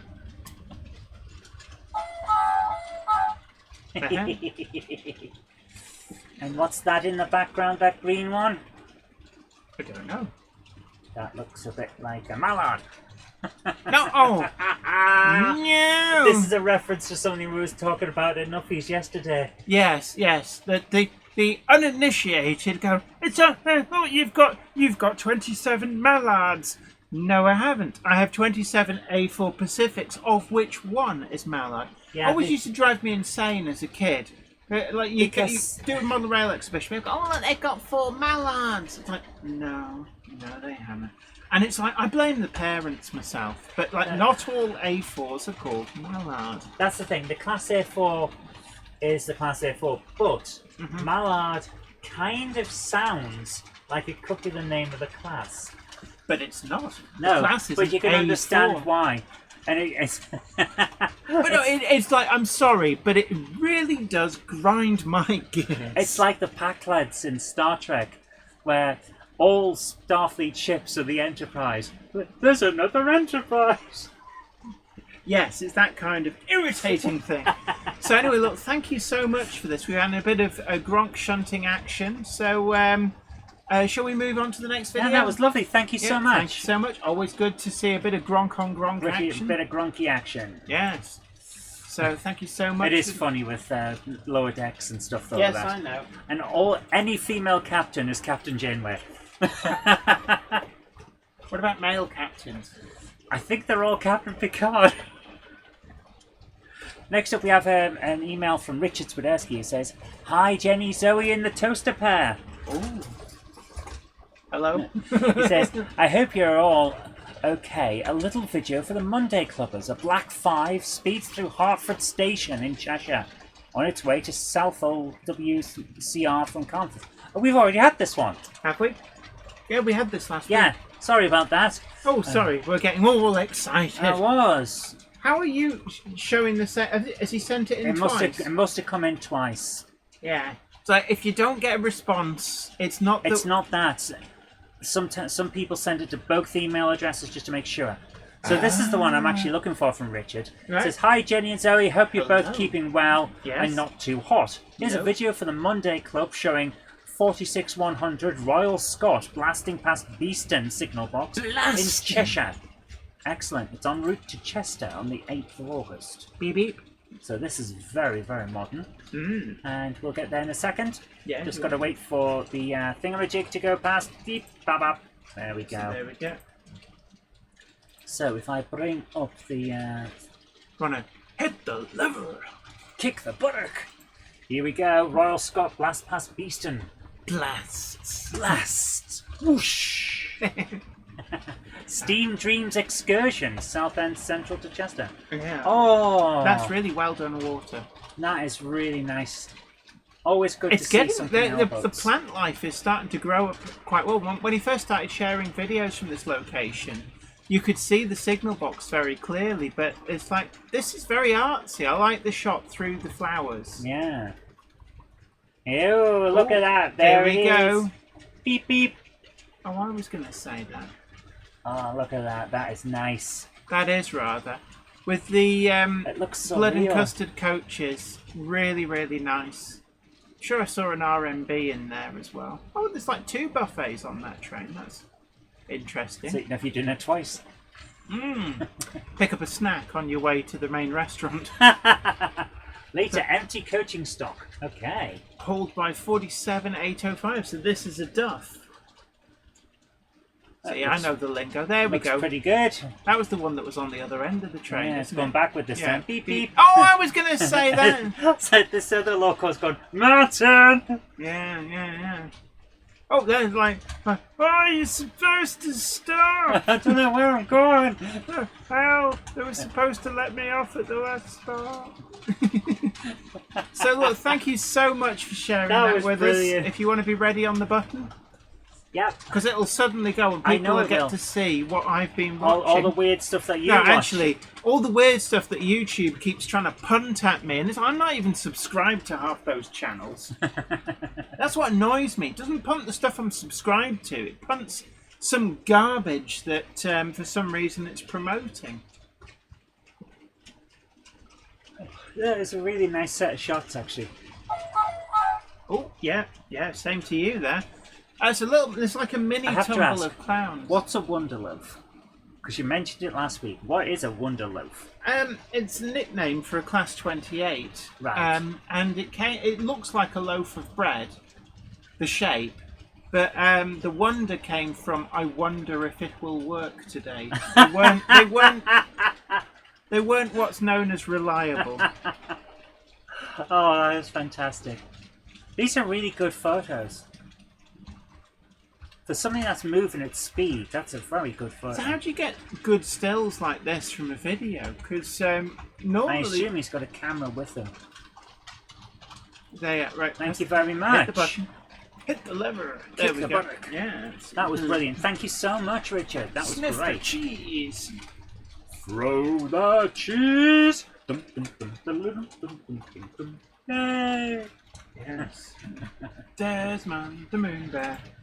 How did I get here? The end. The end. Next up we have from Gary Rawson. Good evening, Jenny, Zoe, Gandalf, Topsy, Gronksy, and the Monday Clubbers who are never late. Gandalf? Oh, yes! The Monday Clubber is never late to the wagons, nor is he early. He arrives precisely when he means to. Thanks, Gandalf. Yeah, we completely forgot for Gandalf Yeah, to put but he's been there now. Yeah, so there we are. For He all was those exactly people when who he thought, meant to be. all those people who thought they'd snuck in, Gandalf knows. I hope you're all well. Thank you for showing the last video I sent in for the Monday Club. It was really nice to hear your kind words about how I brought the cottage gardens together. They were good, actually. They I were. remember those, yes. Find attached another of my videos which will show you how I made my tunnel at the back of the layout. Hope you enjoy it. Ooh. Okay, let's have a look at this. This should be I interesting. love a good tunnel. Yes, it adds certain character. Oh, I love this one. Where's the windmill? Do, do, do, do. Do-do-do-do. There we are. Is Is it going to play? Oh, no, right. Sorry, I'm looking at the wrong screen. People are just listening to us making stupid, faintly Thomas the Tank Engine noises. This is why. Yeah. Doesn't it look like Thomas the Tank Engine? It's I so do well done. love It's the, really good. The Princess Coronation in Streamlined Blue with those coaches looks amazing. It really Absolutely does. amazing. But that is a really great angle with the viaduct. Right, so this is the tunnel.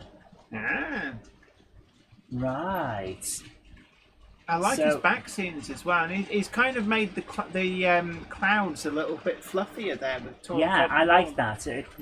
Giving it a bit of 3D feel. So, Yeah. So, oh well, I like it. Corners are great for little mountains, like Mill Hill over there. Yeah.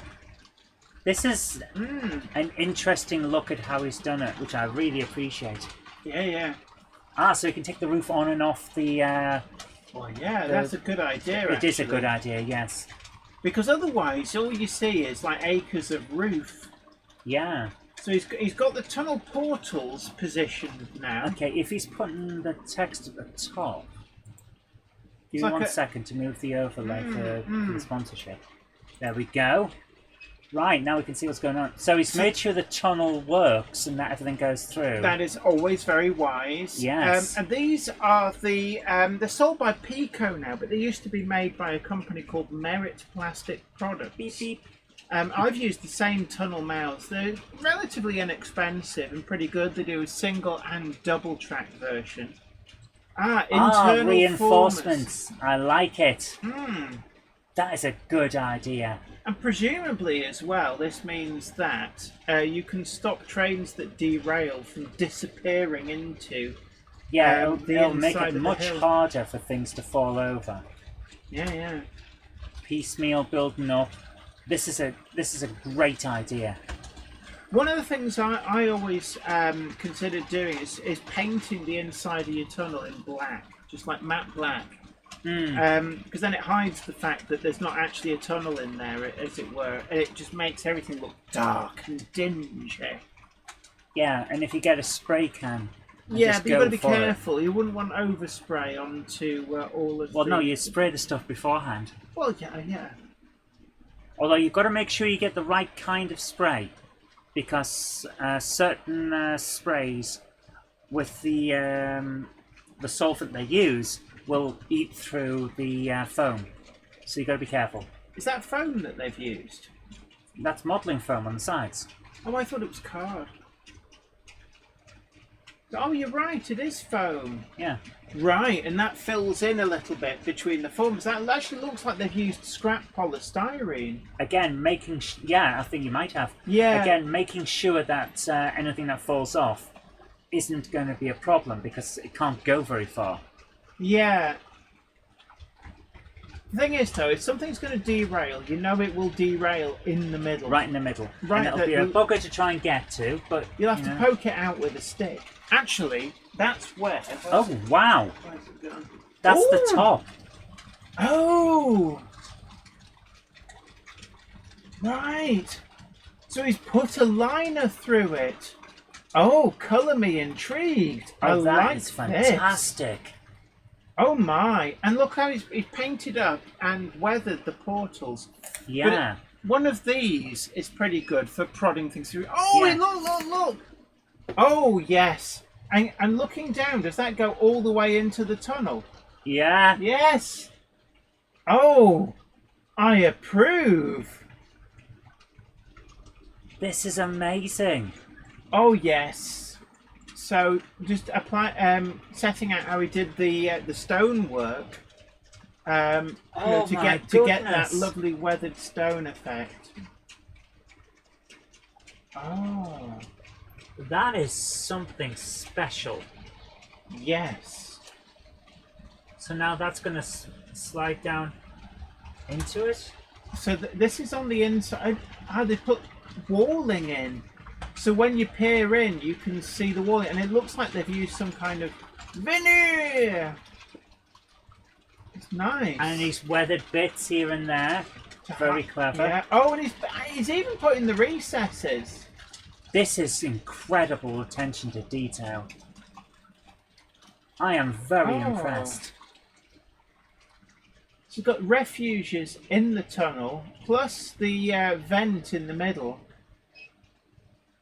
This is I'm really liking some of these innovative ideas, and this is a nice, strong, removable thing. And there, look, you're right. He has painted some of that structure, but it slots into that structure. So that polystyrene at the back, that tunnel structure, then sort of slots into it to locate. Yeah. That is so good.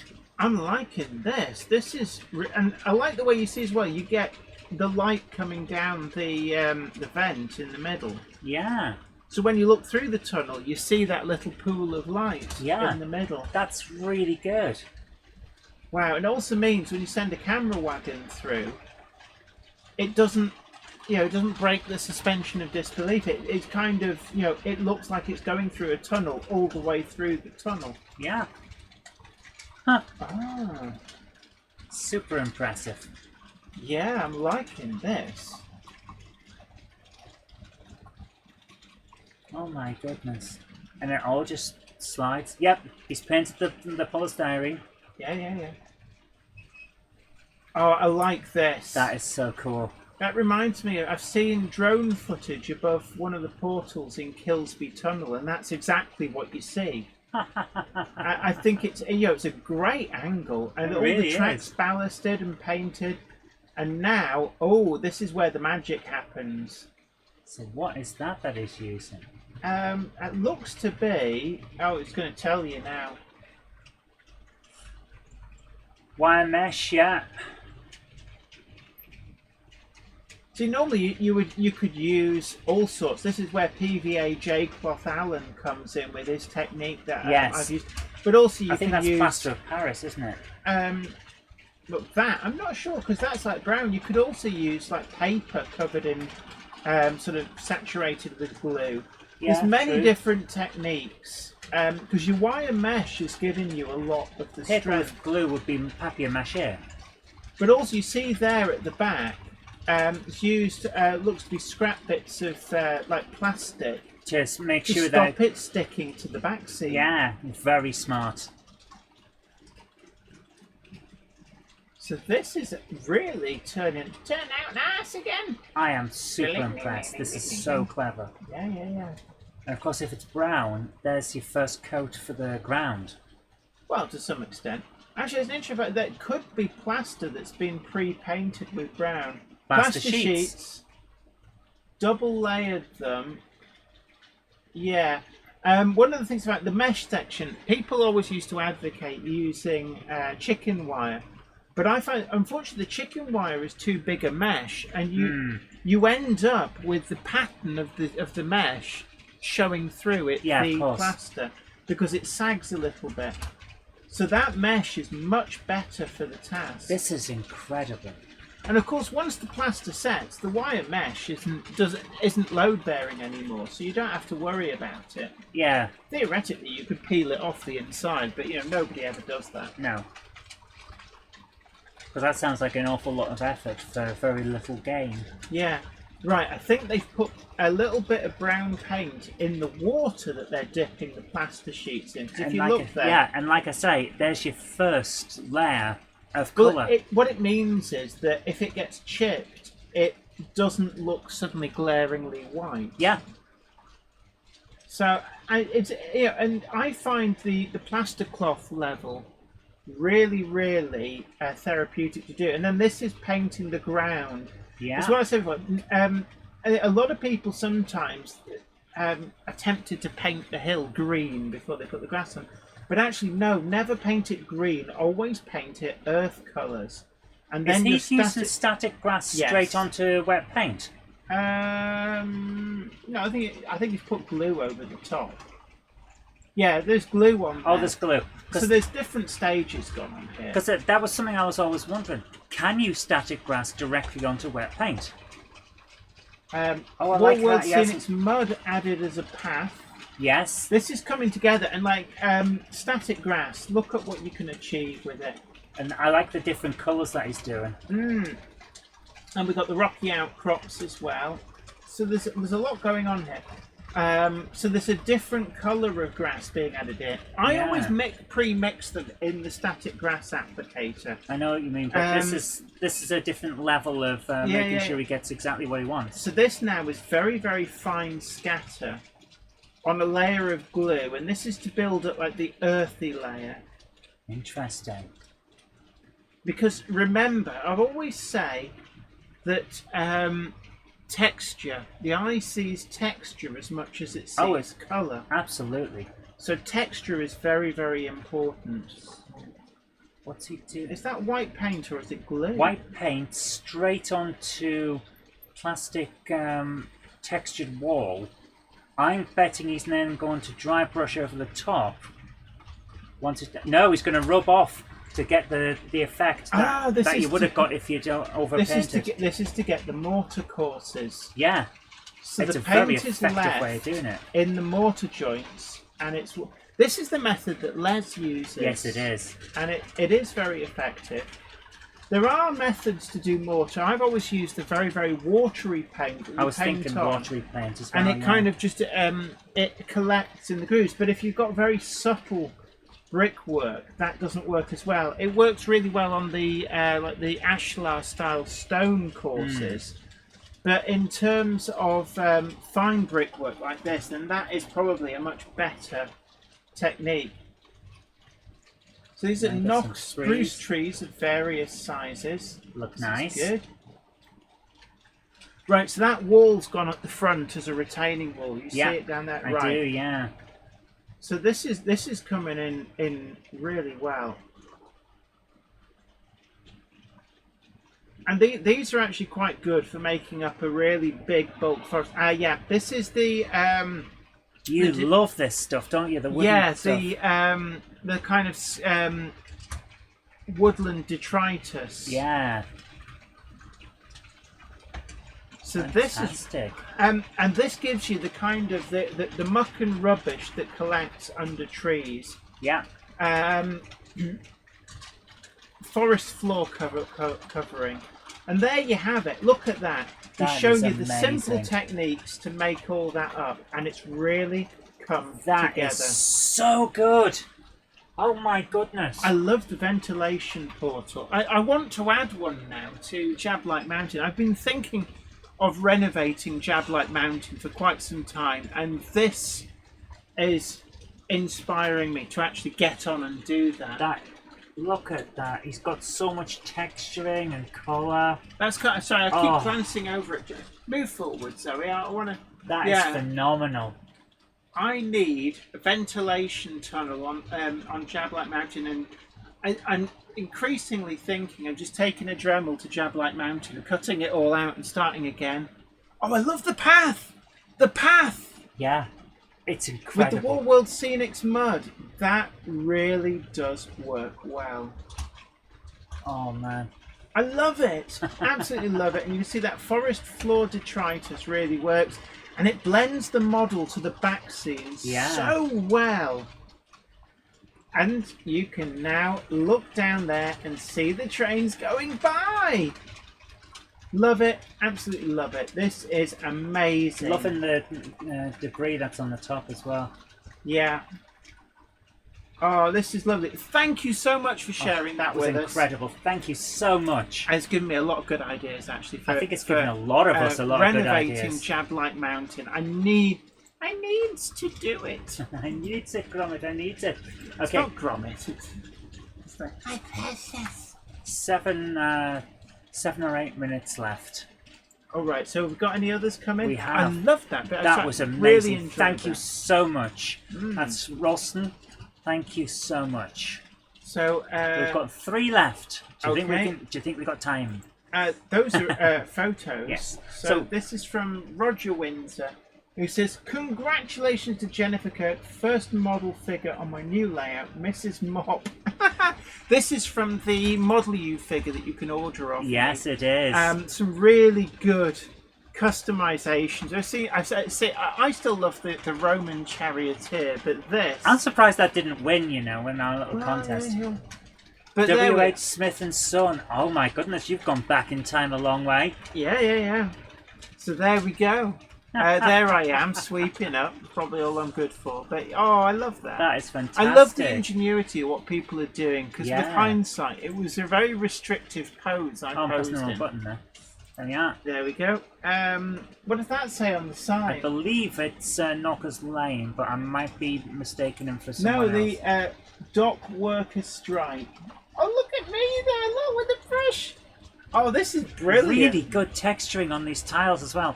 You have not swept up properly. Get on. Actually, look at that. The way these bits are worn out. Yeah. There compared to the rest. That is incredible levels of detail. I love this. This is really good. Such imagination. Well painted as well. So, next slide, please. It's actually quite a tidy little scene. This is nice, like in the booking hall of the Underground, isn't it? Yeah. So this is in that bit he showed us before, under his layout. Very cool. I like it. So thank you so much for sharing those with us. That's fantastic. Thank you so much. Excellent. So we might actually get up to date for a change. That was fantastic. I'm really impressed by the level of detail people are putting into their stuff. Thank you so much. And it always humbles me to see people have bought me from Model U. And I'm sure Flymo Chairman 1, good work, son. Sharing the link, and if you haven't, okay, I'll get that shit. But yeah, he's got to find them. That's the thing. I've got them in the emails. And you have got. You're an unlockable character as well. I am. If you order I'm unlockable. Order me in the scale that you want, but then in the notes thing, ask for the cupboard monkey. You will get the cupboard monkey, so you can actually instead. So you could actually order me and then order a cupboard monkey, and you get the pair of us. Me shoveling. I always think I'm really looking forward to the day that somebody gets 2 of me with the shovels and puts one in a hole shoveling out and another at the side shoveling back in. So next up we have from Pete Train, Peter Jackson Childer Heath. He says, for your delectation and consideration. I love the way they start it as if it's the Twilight Zone. Presented for your viewing pleasure. Yes. No, sorry, what was it? Presented for your consideration. A scene where a man is sat on a desert, on a moon, on a distant star. That kind of thing. It was with his toaster. For delectation and consideration, and as Zoe likes trams, a shortish video of a tramway layout. Oh, and this yes. was at the recent Buxton Model Railway exhibition. This sounds fantastic. Looking forward again. Yeah, this sounds fantastic for someone like me who likes trams. I like trams. They're nice. They're nice. Yes, they are. They've just got a bit of character. What can I say? It's different. Yeah, tramway layout, unknown name. Excellent. So this is interesting. Here we go.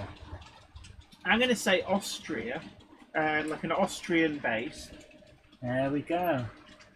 And they go around such tight corners. They do. Yeah. Very interesting.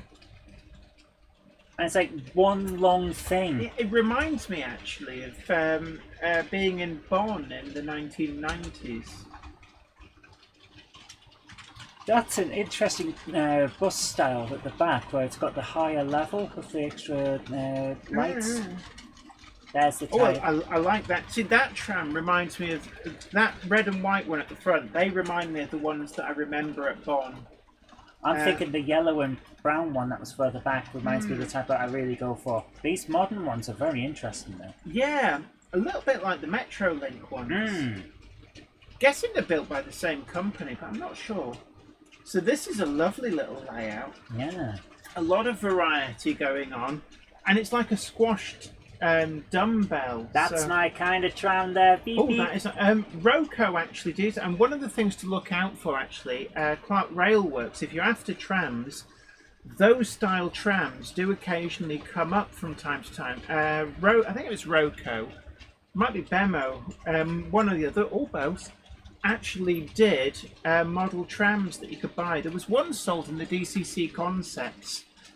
Great big sale where they cleared out leftover stock from their Australian store, and there was a Jägermeister liveried tram. And Jägermeister, wow! And I was very tempted to buy it, and then somebody else did. These things it just shows if you snooze, you lose. Yeah, absolutely, every time. Yeah. Oh, look at that! They're dancing Trolley on the bus. thing. That's The like animations, they're dancing on carousel. It's like, are they like ice skaters? Oh no, they are dancing. That is nice. Cool. That is really cool. There's so many, like Noch and Prizer and stuff do some amazing, and Fowler too. Great detail do some amazing, and fun. Yeah. And it's something that we've snakes. lacked in this country for so long. We go for this is the right thing for this particular era, and it oh looks yeah, perfect. the old fun Well, police. not even that. step in. It looks perfect and it functions exactly as it would. See, I am not subscribed. See, what that? I don't even know what that. It's like it's not mine. Some of the stuff that's on there. It's like I'm sorry, but it's like I'm not even subscribed to any of those channels. No. It's like I watched C.W. McCall's video to Convoy once, and all of a sudden it's like, you want to watch this again? Go on, Convoy! go on! Breaker, 1-4. This here's Rubber Duck. Can we join your convoy? Get ourselves a convoy. Good evening, ladies, says Warbler Productions. Hello. And her toasters. And all in the chat. Of course. On Saturday the 17th of August, I visited Chester Cathedral to view the latest making tracks. Yes. Okay. I, of course, videoed the layout, took photos, and got to drive the Blue Pullman HST. Very nice. Excellent. This is the resulting video for you to enjoy. Please note it's over 20 minutes in length, so some fast forwarding may be Might need to necessary. do some flicky. It's 20 minutes of footage. All he did was walk down it, filming it. It is big. And if you get there when the crowds start forming, it can be quite tricky. Yes, it can. Mm. Right, I'm just trying to bring it up on screen. There we go. Here we go. So let's have a Okay. look. This Buckle is up. Making Tracks 4. The Voyage Home. Incidentally, actually, going to see it at Chester Cathedral can often prove easier to get to see a lot of it than when it appears at places like the NEC. Oh, yeah. Because it's here for longer, so you tend not to get the kind of heavy crowds. Yes, because people think, well, I can go on my convenience rather than I've got to see it now. Yeah. So It is huge, though. that's the fiddle yard end, but I believe that the scenic end wraps round. There we are. It does these days, Is apparently. it Yes, load there we go. cutting or something? I'm not sure. A very distinctive cutting Very with the girders above, which I believe were added in to stop the side walls from bowing in. That's the reason why it's quite distinctive like that. It was basically a later addition because the walls started to move and they went, oh, that's not good. That is fantastic. The level of commitment. Built in 1835 for the London-Birmingham road Railway. cutting. Yeah, I knew that there was an ode sound to it. Ode to the cutting. It's very, very cool. I love the webcams that are all over it. You can actually watch it live.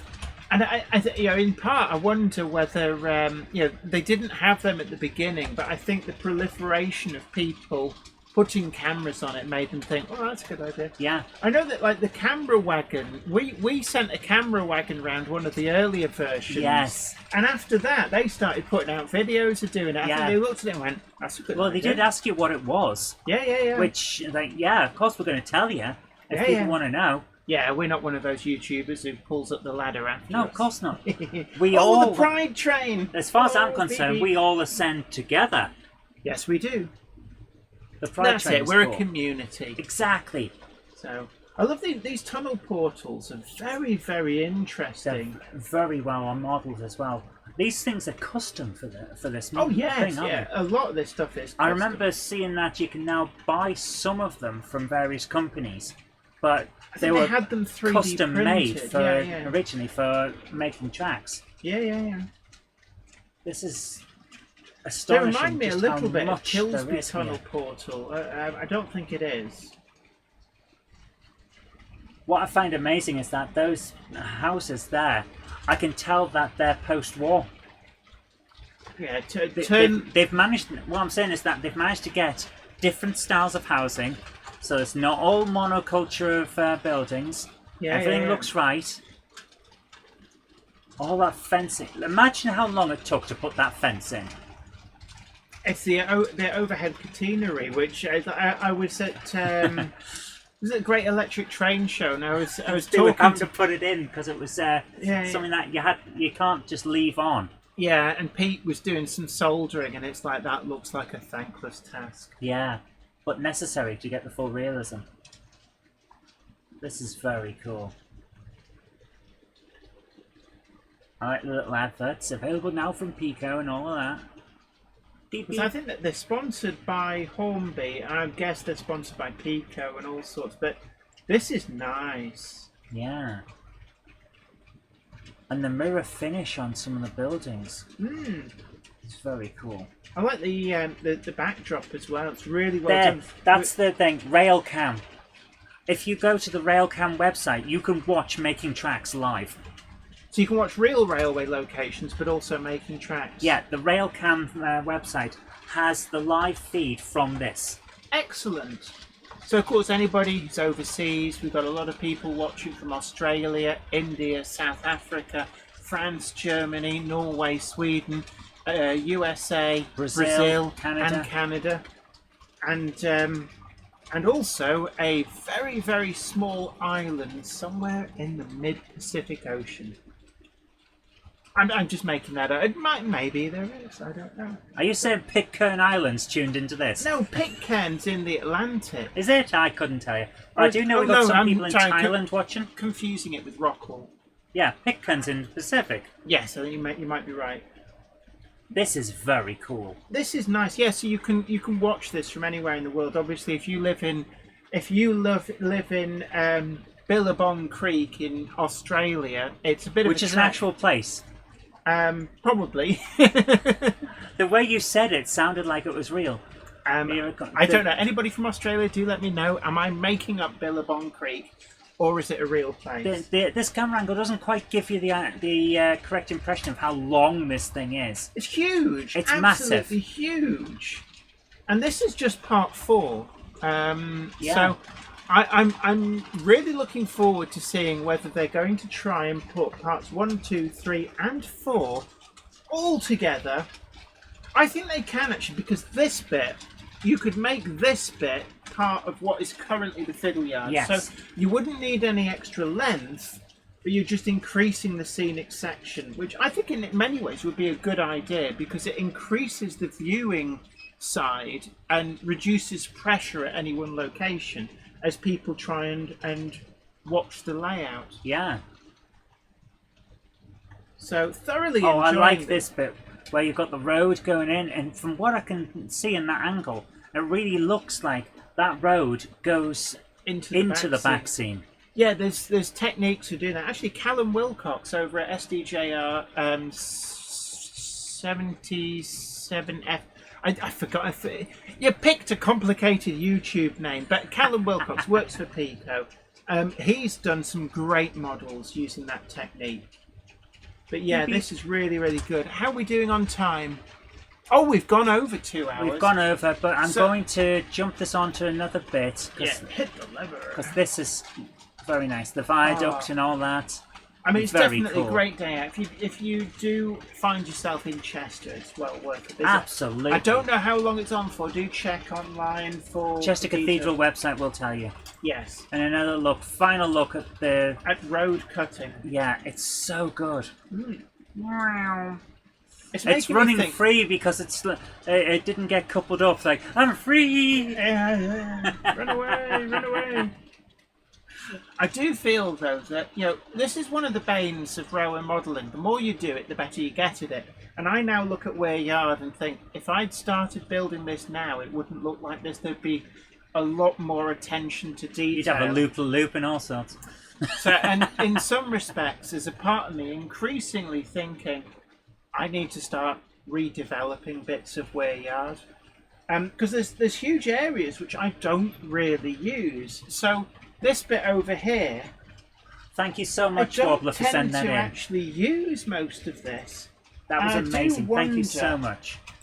Whether I should be changing things. Do you think?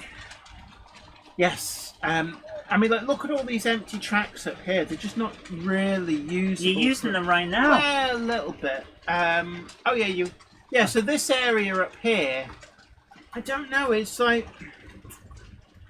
I honestly don't know. I needed to get a hump marshalling yard out of my system after being obsessed by Tyne Yard, seeing that every day commuting I genuinely think if you got rid of this and started again, you would regret it.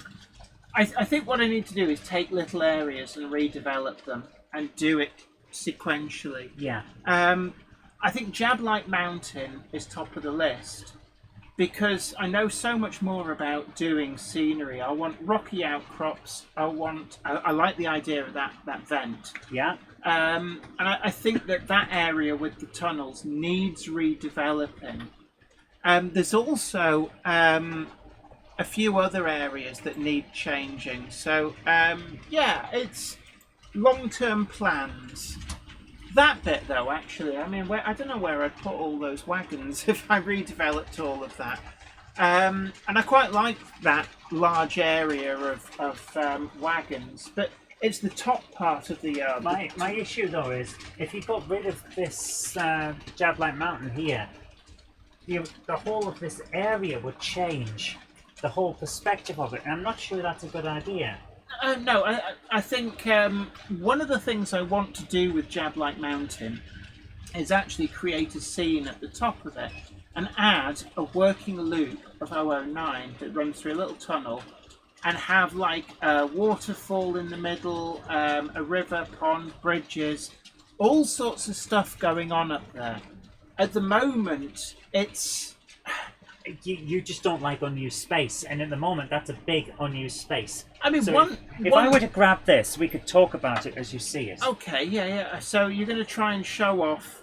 I mean, Jablite Mountain has had some developments over the years. I'm particularly keen on... I think you've picked the wrong camera. Yes, I have. So, rostrum camera. There we go. So this is Jablite Mountain. We talk about it a lot, but don't really show much of it. So that's what it looks like on top. And we've got the radio mast, which you see there in the white and the red. I was quite pleased with that. Scratch built that out of an N-gauge power transmission pylon kit that was damaged. Huh. But I think that I've learnt so much about scenery that is real estate that needs to change dramatically. And my thoughts are, if I take out Jablite Mountain and redevelop it as a mountain, I want to add in various things. Right. Including, I like the idea of having a loop of 009 that I can run a little train continuously on. So it'll just, basically an extra continuously running 009 train. Yeah. But I like as well lining the tunnels. I think that lining the tunnels might be a good idea in terms of visually when we send the camera trains through. And also, we talked about the alien autopsy scene I still inside think the that mountain. was a fun little joke we were going to do. I think that needs to go in there, fully lit, and that's got to go in there as well. I would actually have that visible, not mostly from it, but visible through some of the, those little the gaps where you can stand if a train's coming. The recesses. The recesses. Yeah. Take the back out of the recesses and have 3 sets of glass doors or something. Yeah, well, I'd work something out. There's a lot of plans, but I think it needs to be combined with. I need a new loft ladder, and I want one of those spring-loaded ones that folds up on top of itself. So that way, I can then expand the baseboard over on that side. Because at the moment, you have to have this big gap. This is where the... That's where the ladder goes. Yeah. I can't build out here. I you built end up out a with little this- bit. yeah. I was quite pleased with building that with the little culvert. Yeah. I built out a little bit, but behind where the Monkey of Madness sits, where those signs are on the side, see that little cutaway there? Yeah. That I need to build out towards the camera a little bit. But you know, you never really know when you're building it. It's only afterwards you think, oh, I could have done that different. I could have changed that. But I like the idea as well of trying to work out a way of increasing different possible routes on that trains can take. So that there's some redevelopment that I would like to do, but possibly not for a little while. But you know, it's at the planning stage. But I went through this with Trinity Road as well. I had all sorts of plans, and then I just binned them and built up here instead. Anyway, I've noticed we have overrun quite massively. If you're wondering, this is a pre-record because we've had to attend. Sadly, it's a funeral that we're going to attend. So that's the reason why. So we've done this as a pre-record. It's been great having your company. Hello from the past. Greetings to the people of the future. Our ways must seem quaint. Yes. But look, thanks for joining us. Don't forget, if you haven't already done so, do hit the like button, share this video, and subscribe to the channel too if you haven't already done so. Check out our full merch store down below. And you too could be resplendent in a Billy's Replacement t-shirt, Gronk It Up, Terrier Fest, Do You, DMU, and everything else. We've got mugs, we've got stickers, pin badges as well, still available, but selling pretty well. But until next time, from me, from Zoe, from Gronksy, Tots is on holiday. We just got to, and Gandalf as well, in case you thought you'd escape, those latecomers. The Monday Clubber is never late, Toto Wagons, nor are they early. They arrive precisely when they mean to. Thanks, Thanks, Gandalf. So it just got You're time for me welcome. to say a huge thank you to TMC, the Model Centre, for their continuing support. And until next time, you take great care. Happy modelling. Bye for now. The Monday Club is proudly sponsored by TMC, the Model Centre. Check them out at themodelcentre.com. The website features extensive stocks of new models as well as selective pre-owned items where you can track down that bargain you've always wanted. Pre-order with confidence all of the forthcoming models from all the manufacturers. TMC also offer a renumbering and renaming service so you can get the exact identity of locomotive that you want. Why not also check out their value weathering, or go for something incredibly special with their bespoke service where you can choose from a more extensive weathered look right through to custom graffiti either off the peg or to a design of your choice. Check out TMC today at themodelcentre.com and start your model journey. So, You're supposed to come back in without me on screen. yeah, well, we didn't. Okay. We're going to say thank you so much for joining us today. Absolutely. I hope you all have a great day. And until next time, this is the Monday Club signing off.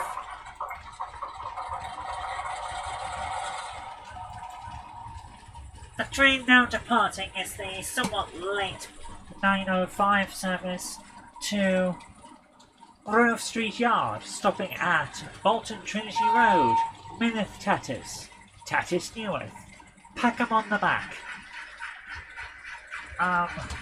Where else do we go? That unnamed layout that Jenny said had a name and it turned out it didn't have a name. Pittsburgh, somehow. Eindhoven, Huckleton on the Hill, Butts Farting, all change at 3 Cocks for Lord Hereford's Knob, and then on to Grove Street Yard. That's the delayed 21:05 service to Grove Street Yard. If you go up to the loft today, you're sure of a big surprise. If you go up to the loft today, you'll never believe your eyes. For every train there ever was has gathered there together, because today's the day that Jenny does the Monday Club. Good night.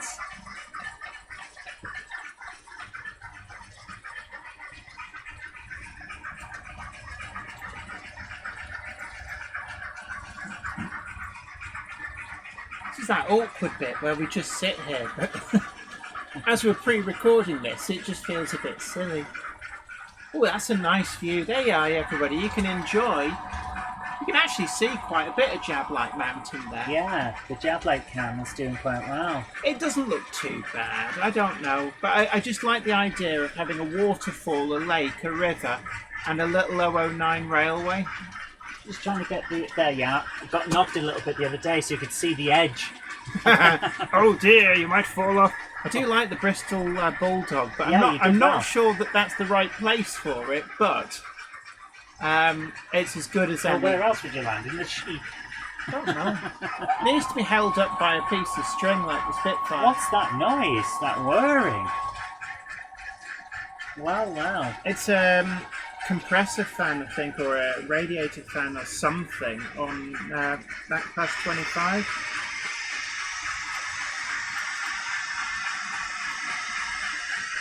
Ooh.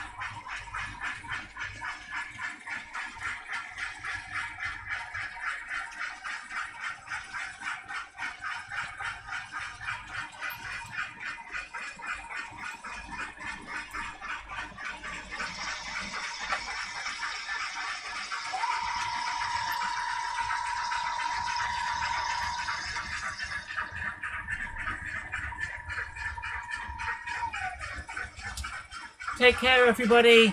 Good night.